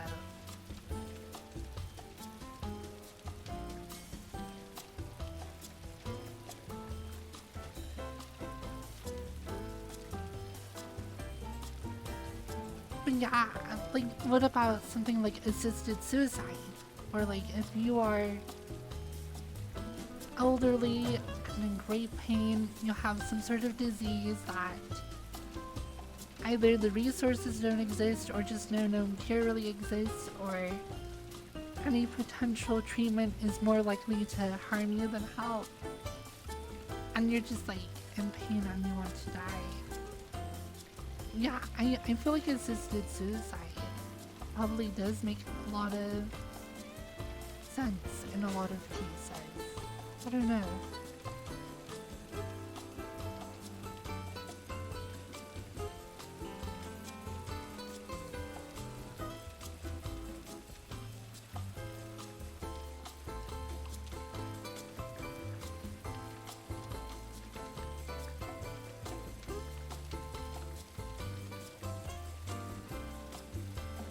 I don't know. People are complex. Laws are equally complex, if not more so.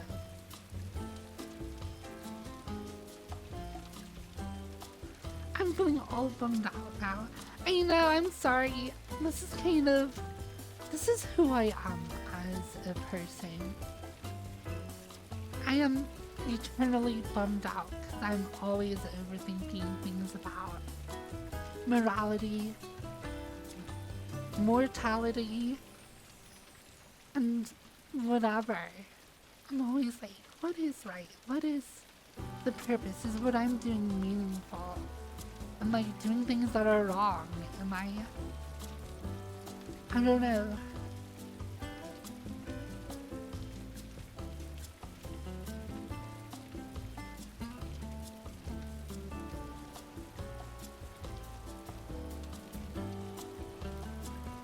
the happy music doesn't match the conversation, that's true. We can move on to something more uplifting, I guess. No, don't go cry.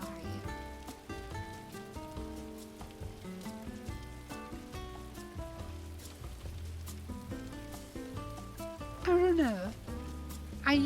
My brain is always thinking about this kind of stuff.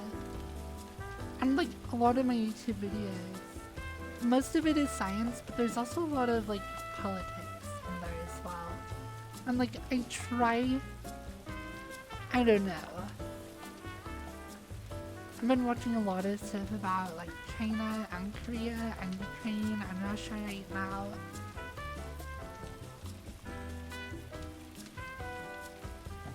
I've had interesting discussions with people with like varying views about Western involvement in the Ukraine. And things like, I don't know.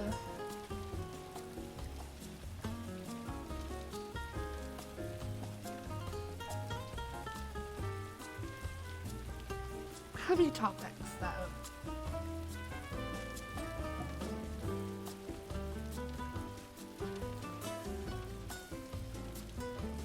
Will we be able to live on other planets?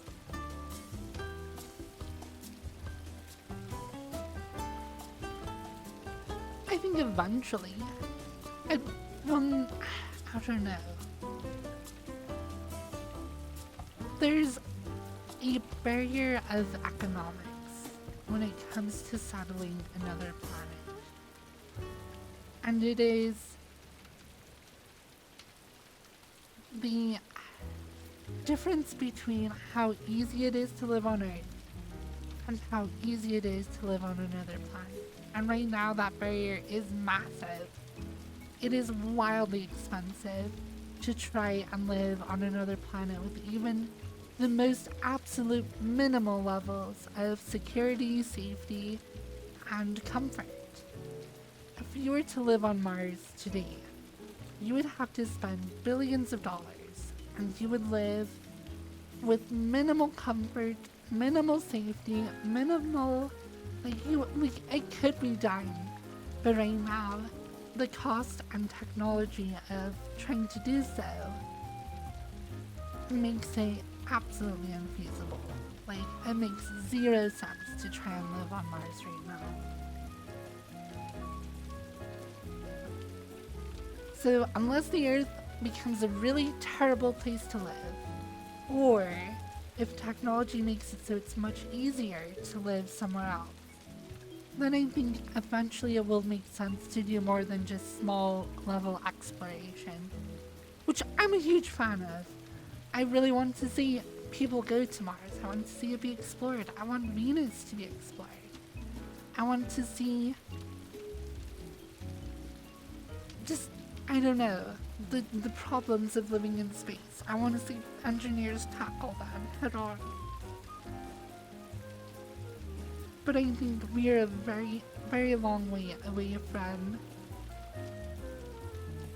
it making like any sense to try and actually colonize.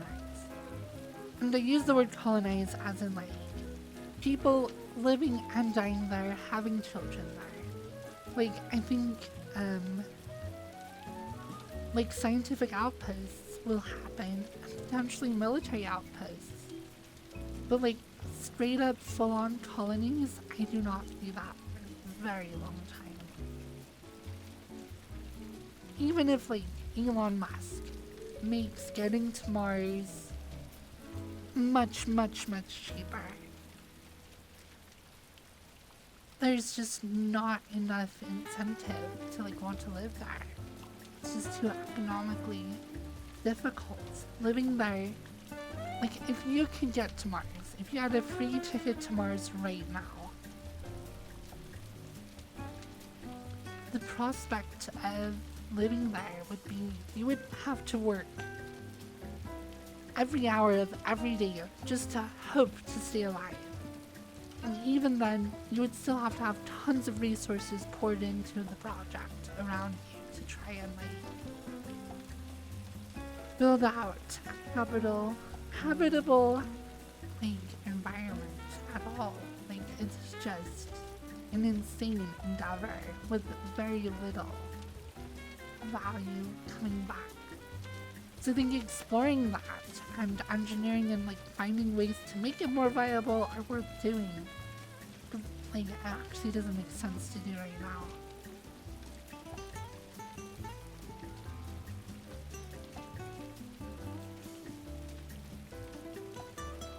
I want to live on your XDD. Well, not XDD.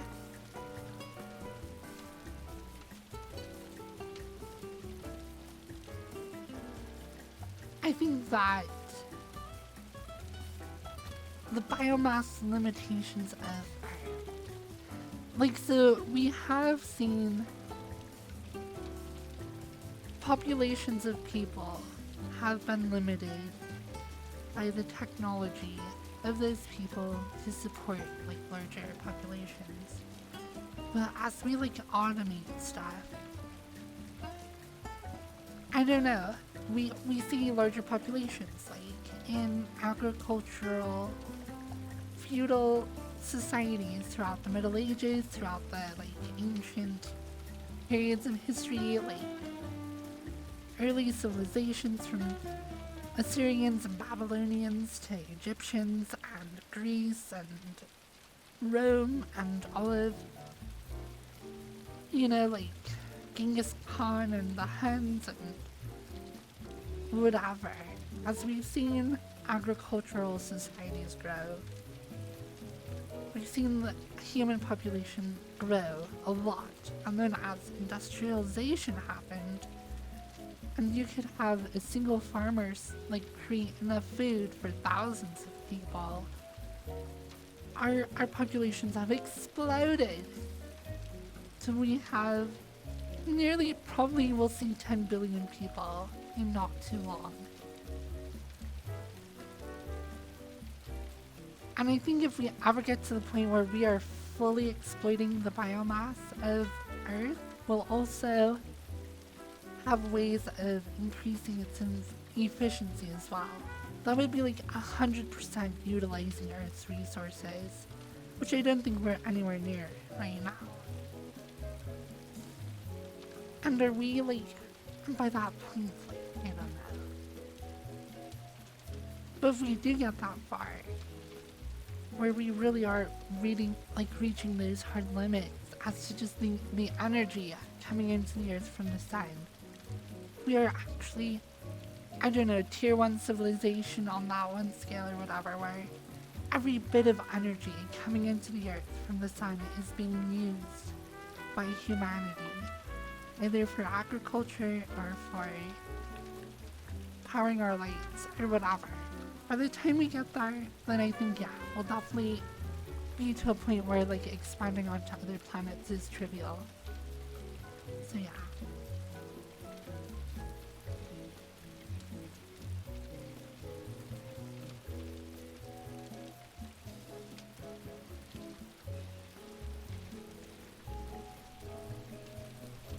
Honestly, I am of the opinion that like settling other planets is a little bit overrated. Honestly, just settle space itself. Why want to live on, like, why would you want to live in this like planet when you can just live on a space station or a spaceship? And just create, like, if you have the resources to create a generation ship, just live on that ship. Oh my gosh, excuse me. And then you can live on, like, because if you live on a generation colony ship, then just find resources that are easier to exploit than those found in a gravity well, such as mining asteroids and comets, and building more space stations, and just creating larger structures. Because the thing is, living on the surface of a planet makes it very difficult to get off of the surface of that planet. You have to expend so much energy to get into orbit around a planet. Whereas if you just had a spaceship in orbit of a star that was utilizing resources found on, you know, smaller astral bodies than full-on planets, you could do all sorts of stuff.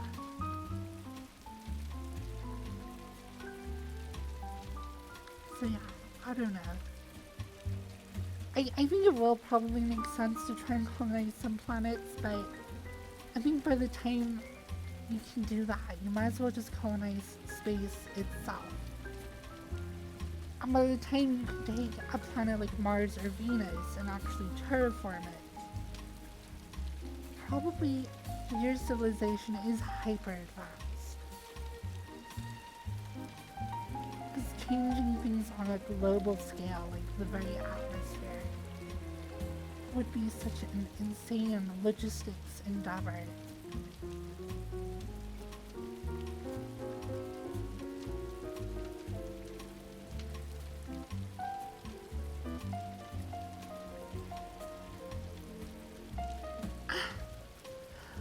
Fusion is such so cold fusion is real and it's existed for a long time. It's just that the issues are it still requires more energy than you get out of it. That's always been the issue with fusion, like fusing atoms of helium together. There are a lot of ways to do it, but it's really hard to do it and be energy positive for like the whole system. There was that one breakthrough where technically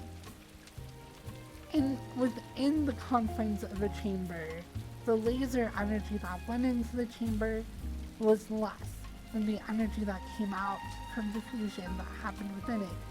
But what they don't tell you is that the energy to create that laser was actually several magnitudes larger than the energy that came out. So the like net energy of the entire system was actually way negative.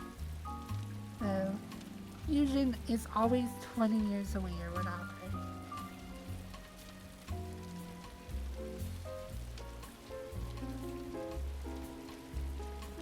So yeah.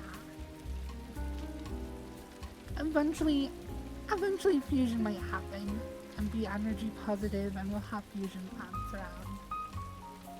I don't think it's impossible. But I don't know if we really are making super breakthroughs or not.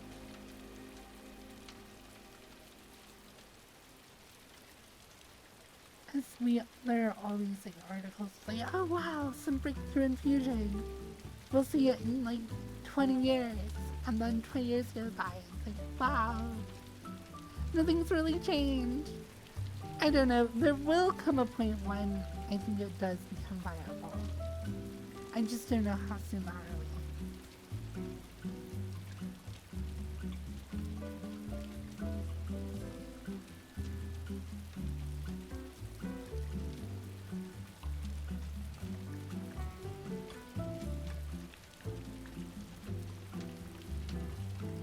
So maybe in the next 50 years, maybe not. I don't know. I'm too reserved, like, to make a really, like, I don't know enough to make a really good opinion on when I think fusion will happen. I'm not an expert in the field. But I think it'll be a while.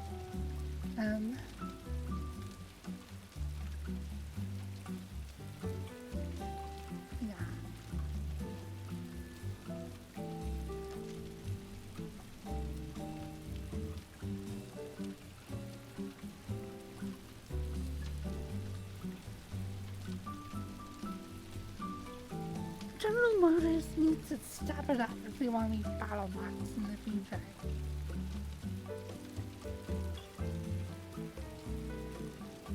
I feel like battle maps are silly. Well, not all. especially giant ones. Like, okay, don't get me wrong, I love them in sci-fi. I love the titans of Warhammer 40k. But I think it's pretty clear that trying to make a humanoid weapons platform that is that large is insanely inefficient, and it would be so much better to take the weapons you would put on a mech and put them on an airplane or a tank or some other more conventional means of transportation. Bring on some giant humanoid thing.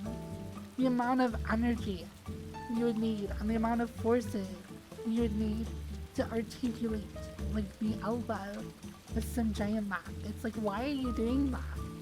For all the resources you'd have to pour into that, you could have made 100 tanks that all have the same gun as your mech.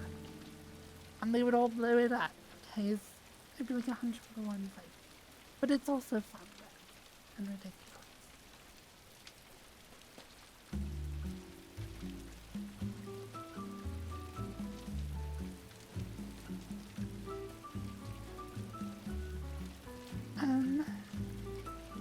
It's been some time since science discovered a Higgs boson. I think calling it the God particle is a really stupid name for it. I hate how people mixing terminology like that.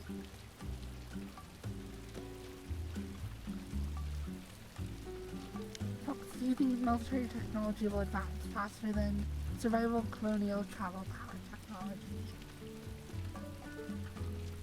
Yeah, probably.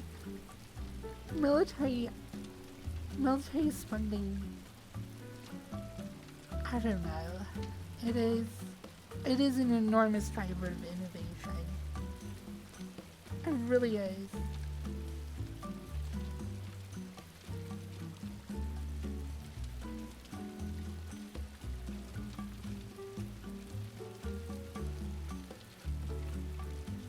It is. Our ability to kill each other right now is way too stupidly high.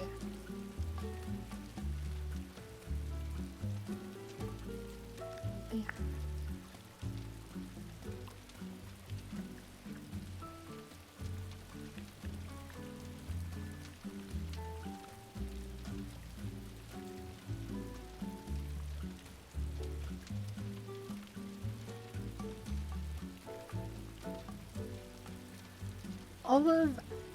All of exploration in space today is rooted, all of the technologies used, all of the things, it's rooted in our trying to find new and interesting ways of killing each other. All of the early rockets came off of the very same engineers, the very same programs, developing intercontinental ballistic missiles.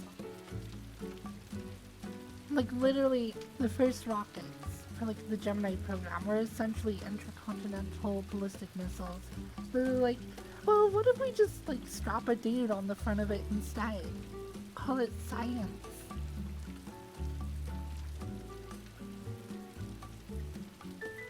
And a lot of that came from Nazi Germany. And, like, what's his name? Von Buren or whatever? Or Von something? And the, like, V1 rocket and the V2, or well, the V1 was more of actually a pulse jet. But the V2 were rockets, and they were, yeah, a lot of the, like, scientists that worked on those rockets that were being flung at London and stuff came over to the US in the, like, paperclip initiative or whatever. So yeah, all of our science stuff is a lot of it funded by, yeah. A lot of it is funded by the military.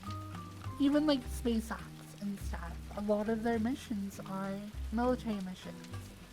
And that helps pay for the rest of the company. I think just this last month they put some military satellite in geosynchronous orbit somewhere. And I'm sure they made a lot of money off of it as some, like, secret you know, we weren't sure exactly what the payload was or whatever. But yeah, they just did a launch of the Falcon Heavy, I think last month or like 2 months ago or whatever. So yeah, I definitely think our military capabilities have definitely, like, I don't know, outpaced other technologies. And a lot of those other technologies comes from military spending.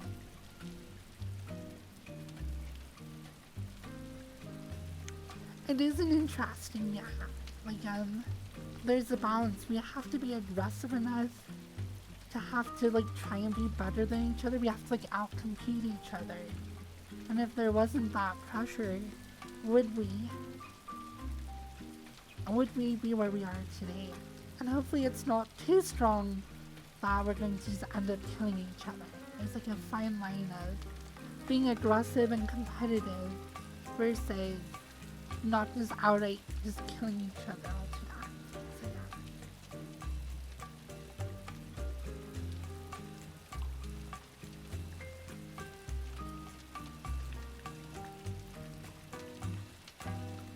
So yeah. So yeah. I don't know. But I don't know if that's more of an excuse and justification. I don't know. Competition, though, I think does drive innovation for sure. There's that, what was that song? The, like, Mother Necessity or whatever. There is, like, tons of innovation that's not driven by like, when I think about the United States military spending, and we are off the charts with it compared to everyone else in the world, it's not that the United States wants to kill everyone. We really don't. Like, as a country, as a military organization, we don't want to kill everyone, but we do want to be the best. We want to be the most powerful, biggest kid on the block. Because if we are, it's more of a deterrent than anything else. It's like, we just don't want other countries. Like, I will admit, there are Middle Eastern countries, I want them to have zero social influence on me and my lifestyle. Because there are Middle Eastern countries where I would be stoned to death for who I am. And my friends, like Crumpet, as an openly flamboyant gay man, would literally be killed in the streets because of the, like, social practices and laws of certain countries. And I want them to have nothing, zero influence over my country. And I would pay a hefty sum to be able to, like, have a military that can straight up kick their butts at any time if they need to. That's just as self-preservation. I don't want to kill them, but I definitely do not want to be, like, in a position of vulnerability at all. So I don't know. I think a lot of our defense spending is justified. And of course there are all these, like, tensions now with, like, China and Taiwan, and with, obviously, with Russia. I mean, there's, you can't even call that tensions at this point. That's straight up war going on.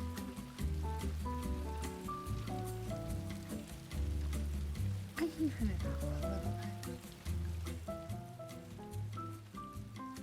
So, we live in interesting times, which is exactly when you don't want to live.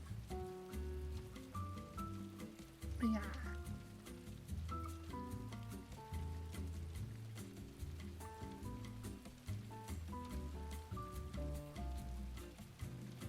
Yeah, there's all sorts of... I don't know, the truth is the world is a scary place. And a complex place. I would love it if all the people of China and Russia and Ukraine and Europe and the United States. I have met a lot of Chinese people and I love them. they are awesome. They have such a fascinating history and culture. China is actually so cool. I love so much about China, but their government scares the crap out of me. So, I don't know. It sucks. It's like sad that we have so much stuff that like keeps us from all just getting along well.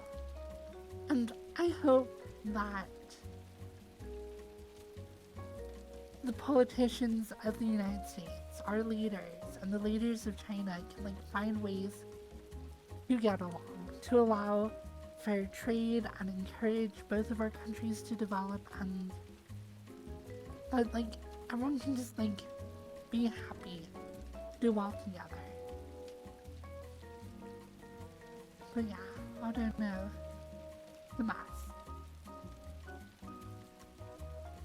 There are so many complications involved. Like, there are a ton of criticisms I have about China's government. Their discrimination against the weaker people, their posing against Taiwan, and against pretty much the United States. There's a lot of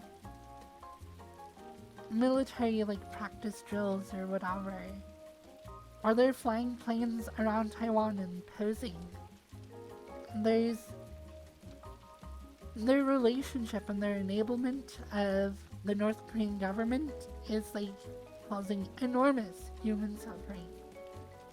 And North Korea is a whole can of worms unto itself.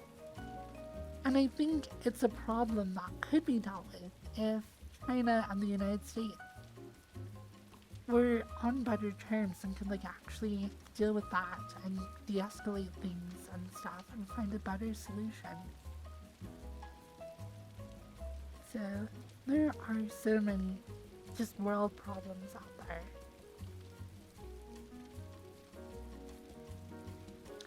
I agree with that. I think the CCP, what they do is about maintaining control over their own country. Yeah.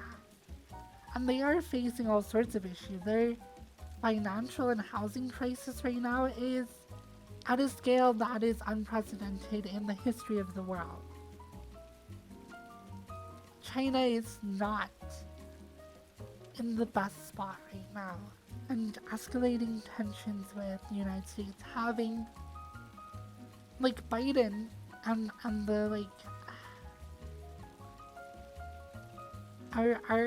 we passed like a lot of sanctions on advanced semiconductor technology to assert American and Western superiority in semiconductor manufacturing.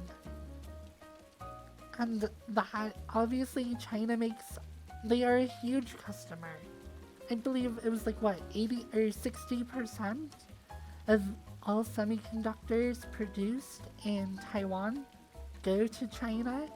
And I'm sure a lot of those end up in a lot of products made in China by companies like Foxconn, which are their own can of worms of human rights violations, which then end up in America and other countries throughout the world. So Taiwan is like a huge manufacturer of the actual chips.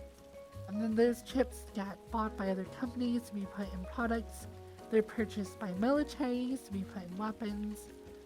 And right now there is a big global shift in the control of that whole supply chain, which is why we're seeing fabs being built here in the United States. I believe Intel is building one in Ohio. I believe there's another one in either Arizona or New Mexico that's being built. So there's like, I don't know, enormous issues and enormous tension that is building with what Russia is doing. Like, people are like wondering if China will follow suit and try and invade Taiwan, or if they will do stuff. And like, people wonder that, like, the fact that Taiwan is such an enormous player in semiconductors, and semiconductors have such a huge impact in our lives. It's kind of been given the United States a really good reason to give so much protection to Taiwan. And I wonder if the United States diversifies that reliance on Taiwan, if the protection that Taiwan has will be diminished, if America will feel less inclined to support Taiwanese independence from mainland China. There are actually some really big shifts going on right now geopolitically in China, Taiwan, and obviously with Russia and Ukraine and Europe. So who knows what will happen. We live in interesting times, and it is my hope that things are resolved peacefully as much as possible. But yeah, things are a mess. The CCP is a totalitarian government that puts a lot of effort into controlling their own people. Russia is the same way. I think Russia is actually less scary than China, less totalitarian, and look at the mess they're making.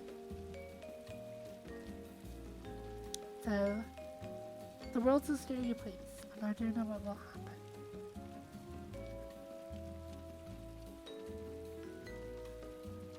Yeah, entire cities of house projects abandoned. Yeah, massive water crisis.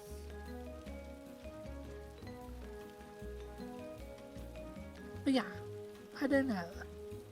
I don't understand a lot of it. There is so much going on. We live in such a big, complicated world that keeping up with any of it is so difficult. And all of it comes with biases, and you have left-wing and right-wing media sources, and who knows what's right. I don't know.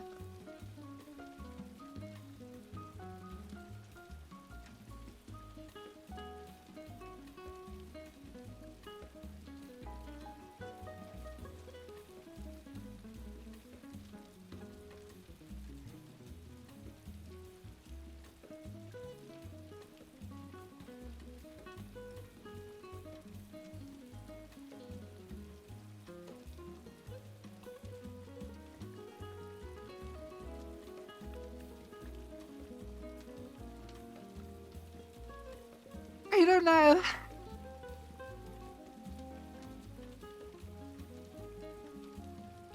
But we can move on to other stuff. I don't know. My stream, it's just me. I have a lot of filters. When I think about stuff, I just talk about it. I don't know, my stream is not always amazing for just being entertaining all the time. I'm just not really a good actor. I'm not a good performer in that way. Where I don't know.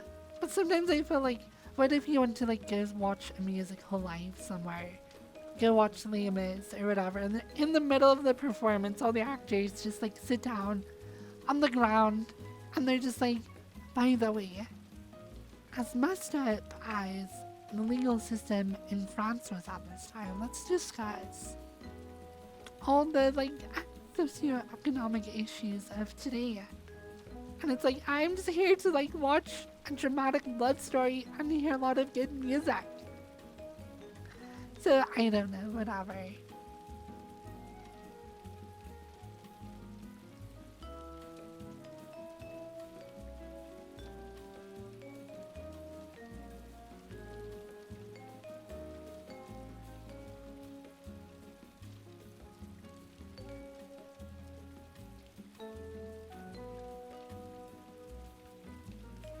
So yeah, let's go explore new worlds.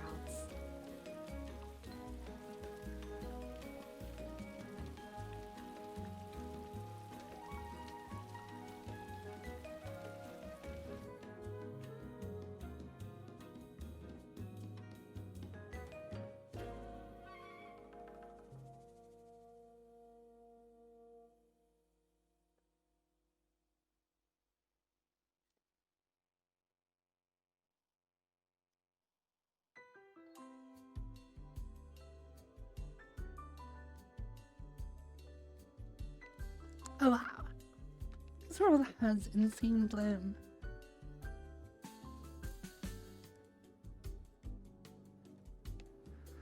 And a bunch of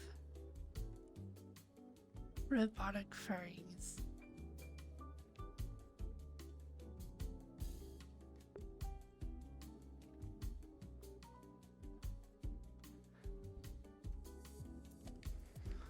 I would agree with you that US foreign policy has been problematic, but I don't think that really justifies Russia's actions in Ukraine today.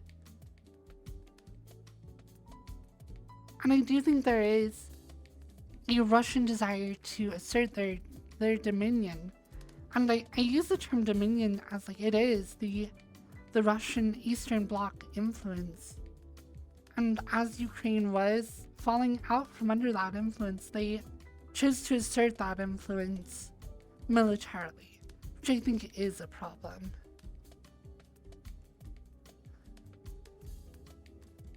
And yeah, when the United States did go into Iraq and Afghanistan, it was a big deal. And it is a big deal.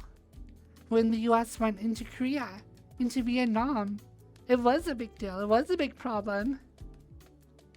So I think Russia doing the same in Ukraine is also bad.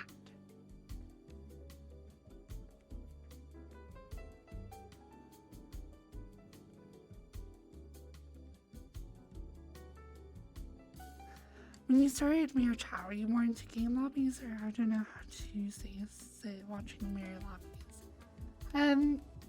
A little bit of both. There were a couple game lobbies I would do, like that murder game. I played a good amount of. I got into dance pretty early, so I would go to void clubs and stuff, and which isn't exactly a good place to go dancing, but if you don't know where to go, it's kind of a place you can go do that.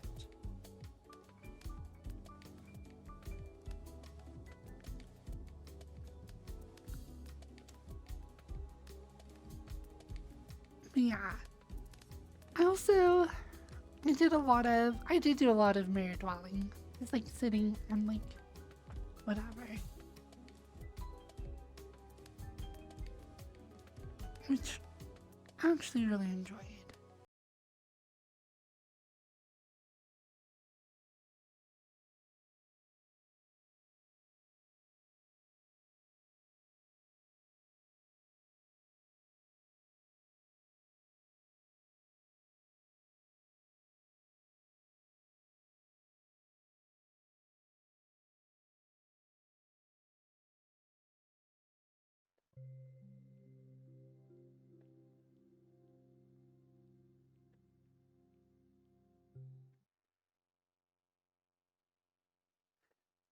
I don't think Ukraine is sold out to the US either. I think at this point, everyone in the United States just wants to see the internal integrity and I don't know, that's why. Oh my gosh, it's so loud.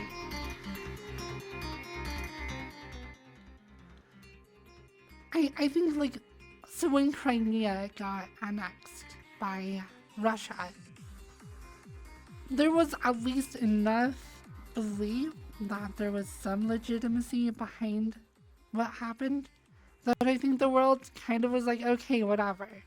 A vote did take place, but I personally watched some Russian media. There was a news outlet, somebody doing an interview with a man who was part of the Russian forces who went into Crimea, and he was talking about how he himself rounded up the public officials who were part of that vote by gun and forced them into that building to vote. So when I think about Crimea now, I think it's very obvious that the vote that took place to leave Ukraine and join with Russia was done at gunpoint. And you cannot respect, democracy cannot happen at the barrel of a gun. So I think that was a huge overstep of Russia in Crimea as well. And I do think it would be within the rights of Ukraine to reclaim their ownership of Crimea as these armed conflicts continue.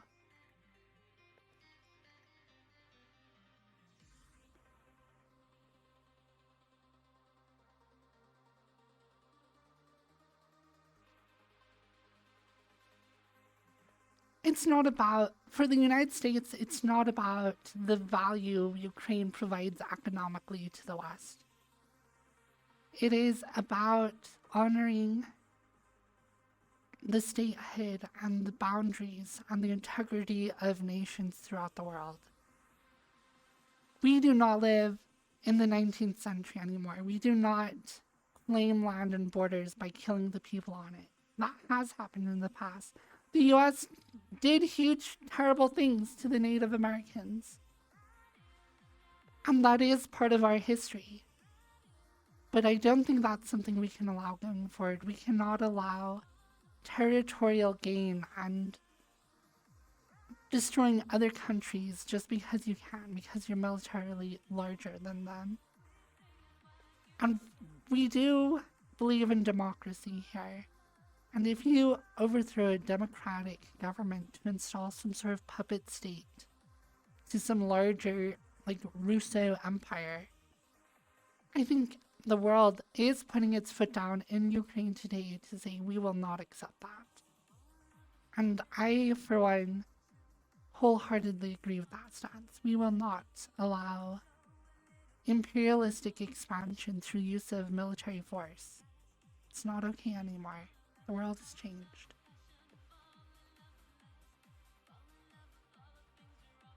Yeah, Ukraine was part of the USSR. There were a lot of countries that were part of the USSR.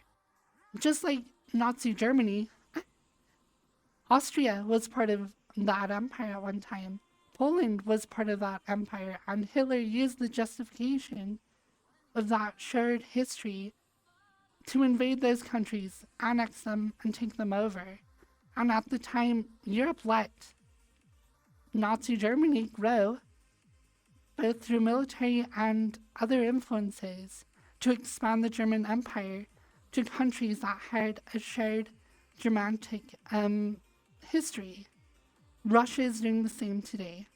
They're saying there are lots of Russian citizens here, there's this shared history with the USSR, and using that to justify retaking those territories. The lines as they are drawn on the map and agreed to by the United Nations and countless other treaties have to be respected. Even if there's shared history, even if there are people of the same ethnicity living throughout multiple countries, that doesn't give you the right to go and march your troops into their capital and force them at gunpoint to vote to rejoin into a union. It's not okay. So yeah.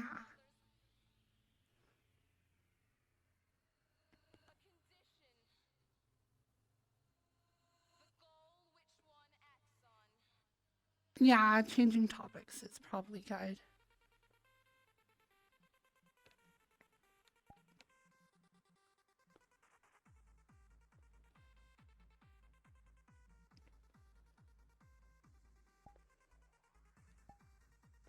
But yeah, I definitely support Ukraine and its current fight against Russia. And I think that US funding Ukraine to be able to stand up to them is justified and is the right thing for us to do. I mean, I'm changing it to another heavy topic. How about a more fun topic? What are your thoughts on the upcoming HP game and JQ rally? I guess there is the question of separating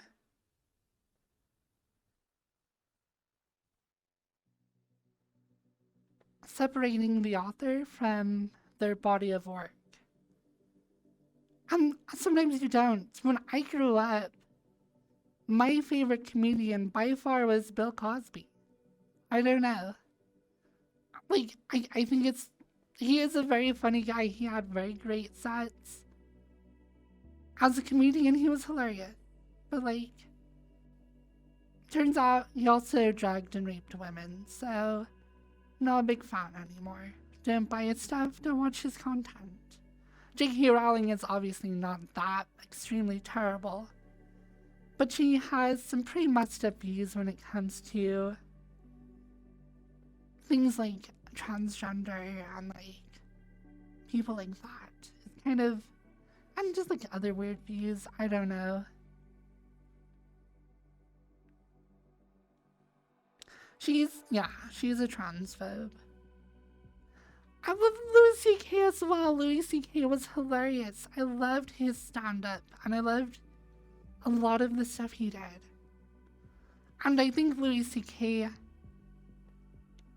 misused the power he had as a successful comedian to pressure women into, like, doing sexual favors. I don't think it was as bad as, like, drugging and raping women, but it definitely is not good either. And now we're seeing that with Justin Rowland today, he would flirt with minors on social media. He would have, apparently there were domestic abuse. A lot of these entertainers are kind of crappy people. And I mean kind of as in like very crappy people. And it really sucks. I know I'm so bright in this world.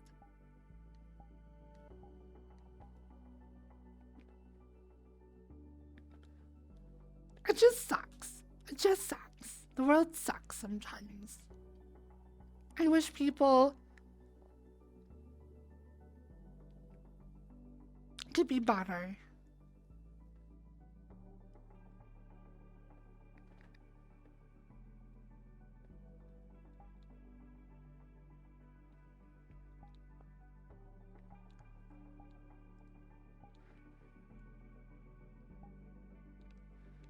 Maybe you can turn down.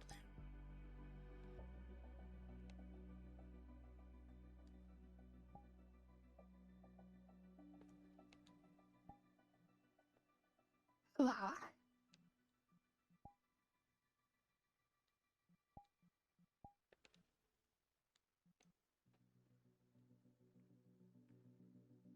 Be excellent to each other. Yeah, and there are, I don't know. It can be easy. I think easier than you would realize to abuse people around you and just mistreat them. And use, like, even in the, like, circles of streaming, there are people who, in their desire to be successful and popular and make money as a streamer, will kind of just tread on people around them. And there's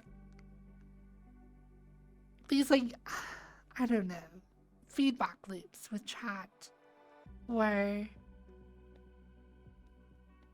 if you have hundreds of people or thousands of people watching you, telling you how great you are, and if you, like, make some mistake and you're like, oh, well, these are the reasons I whatever, and then people tend to just agree with you, then, I don't know, you kind of get caught up in yourself. And, like, it is, like, if I start banning people who disagree with me, because I'm like, oh, your opinions on stuff are not the same as mine, then you kind of, like, create this, like, echo chamber. Which is why, like, Tiba, obviously, you and I have very different opinions on what's happening in Europe right now. And we both have very different, like, sources of information, I'm guessing. From what I've seen, you seem like a good, genuine person.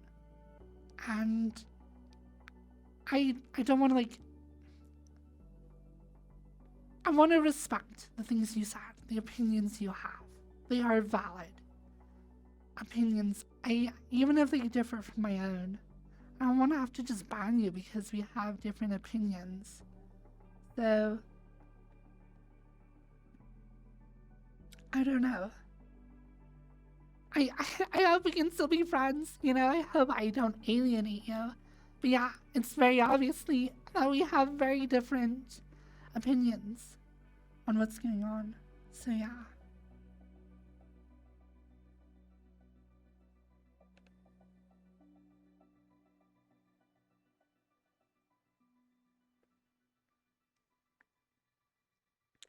So you know, I hope we can have a little bit of discourse from time to time on touchy subjects. The world is a big place, and we're on the internet where we can connect to anyone from anywhere. And if I start talking about geopolitical issues in our world, there's bound to be people who don't agree with me. And that's okay, you know?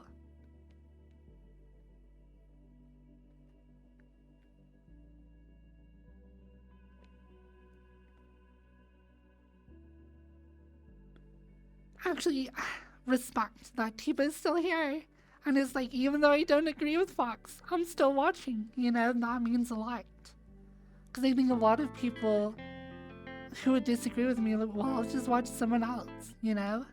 Because it's so easy to do that. Tiba, that's okay. I don't know. Just people are people everywhere. And I don't know. The truth is, what's going on in Ukraine sucks for everyone involved. And I wish there was a better way to resolve it. And I hope that, and with China, I do not want to see the same thing happen with China. I do not want to see tensions continue to escalate. I don't want to see war break out. I truly hope that our leaders can just work things out and like sit down and come away with things that just work for everyone's benefit. So yeah.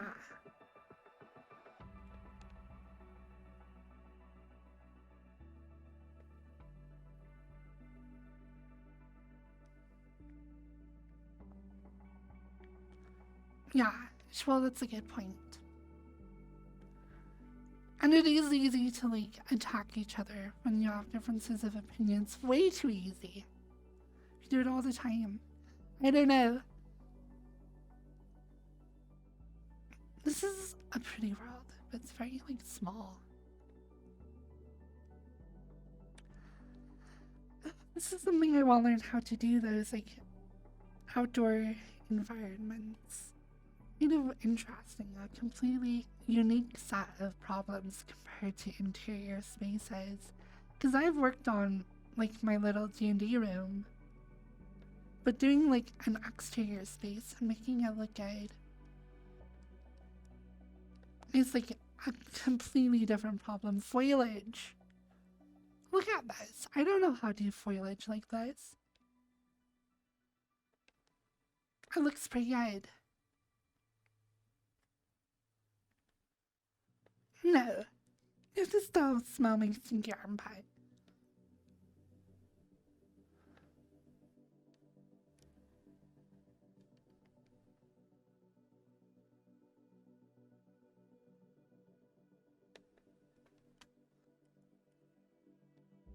Yeah. Sniff that. You have to sniff that. I even just got back from dancing. I'm not as sweaty as I was earlier. Sweaty armpit. No. Oh my gosh, Tino. Do you want me to start calling you twins? Is that like a name you prefer? What do you want me to actually call you?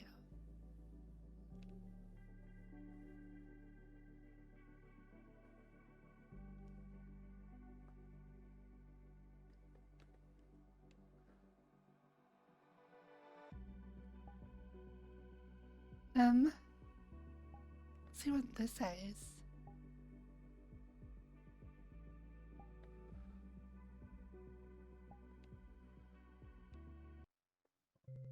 Oh no, don't tell me you have phantom smell.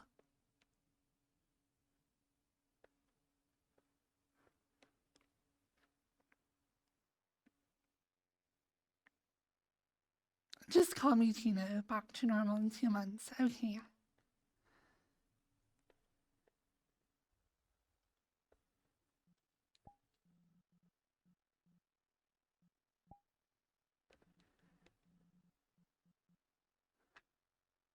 Your armpits being nice and flavored. Oh no.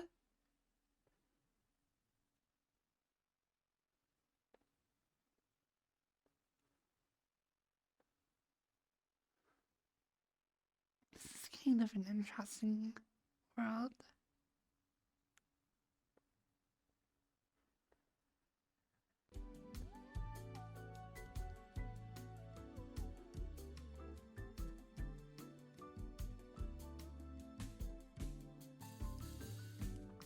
A little bit Spartan for my team.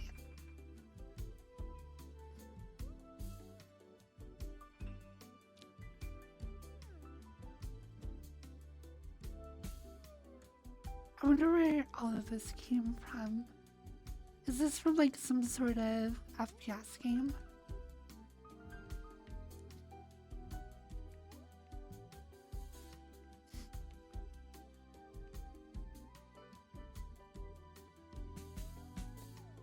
Did crumpets start early?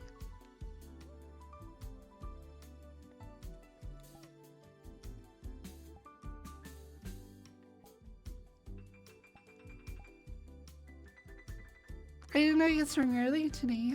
Weird.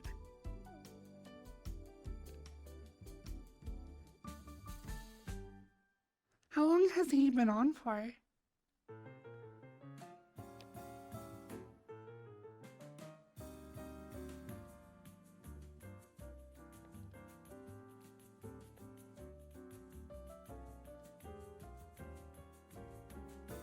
There's like a cool cathedral though. Oh, you must have started earlier, today.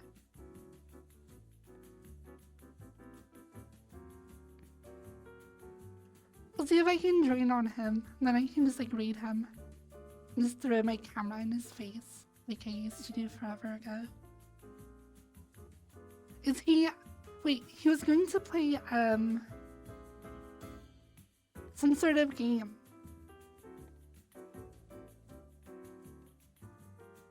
Dead Space.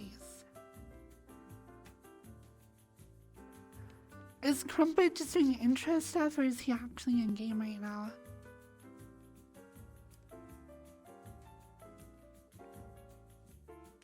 Let me get peek. I'll go look.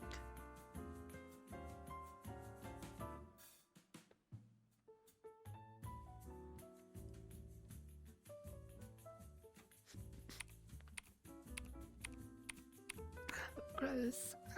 He's in VR, but probably logging soon. Wait.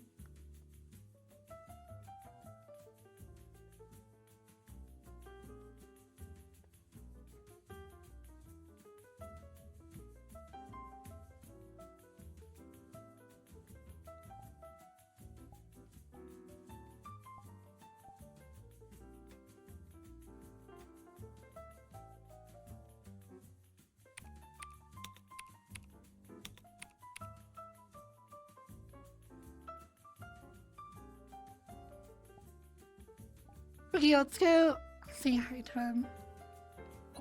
I'll start the raid once we load in here.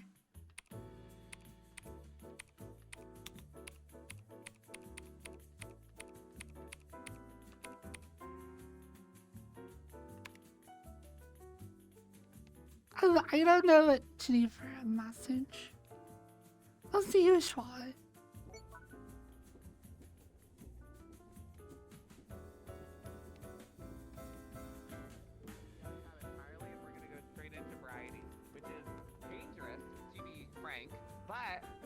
I think I can survive one fucking Friday where we go directly into Dead Space. Also, thank you. Oh, Mortistal, thank you for buying a Crump Plush plushie. Another one freed. Hi, FFB. I'm literally about to leave. I'm gonna go play Can you Dead open Space. your mouth? I'm addicted.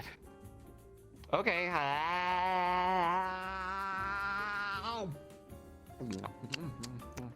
Thank you. That was pretty tasty. What'd you just put in me? Oh shit, I got a sub to variety streamer. Thank you, Ria.